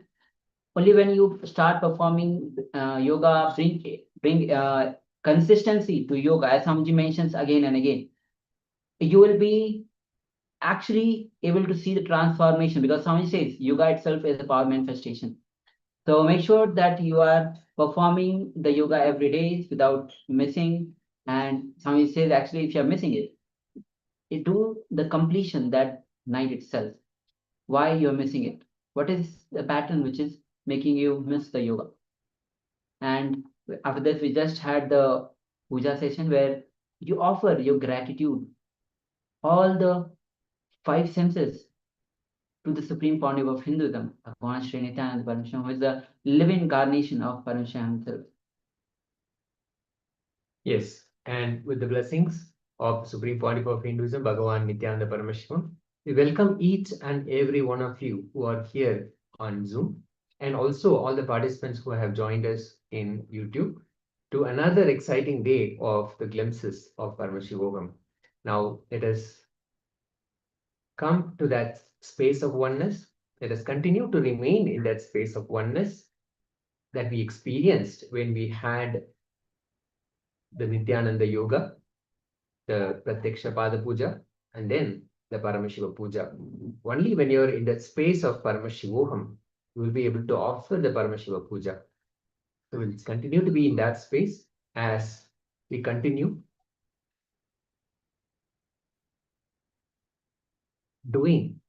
manifesting the power of the third eye. Let us sit comfortably, the head, neck, and spine in a straight line as much as possible. We will be manifesting the power of the third eye. Let us have a blindfold on. If you have a blindfold, you can wear it over your eyes, or you can tie a piece of cloth around your eyes and make sure there is no light that is passing through into your eyes. Just completely cover your eyes and sit. Sit comfortably. Decide you will be manifesting Paramashiva within you. Let Paramashiva manifest through you. Just sit in that beautiful space of Paramashivoham, that I am Paramashiva. Visualize the form of the Supreme Pontiff of Hinduism, the ultimate manifestation of Paramashiva.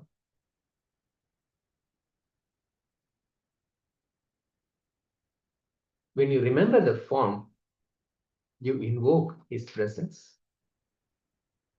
Deeply connect with his form. Deeply connect with his presence in your inner space. Let everything about you be only Paramashiva. Anything that is not Paramashiva, let it be completely removed from you. We'll now listen to the Shastra Pramana, the scriptural reference for manifesting the powers of the third eye. Kapalantarmano yasya tishtanmilitalochanaha kramena manaso dadyat lakshayet lakshyamuttamam. The translation of this verse given directly by Paramashiva himself says, by fixing the mind on the inner space within the crown center and sitting stably without any movement, having the eyes closed in succession, by that stability of the mind and inner space, one directly sees the ultimate goal by having the vision beyond the sight that reveals any object or place, attaining the space of oneness with the source, Paramashiva. So from that space of oneness with Paramashiva, let us sit with a deep intention to manifest the power of third eye. Let us continue to sit in oneness with Paramashiva.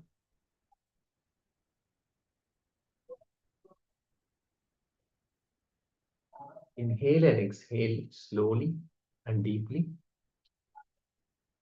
Make sure your eyes are covered with either an eye band or a piece of cloth around your eyes.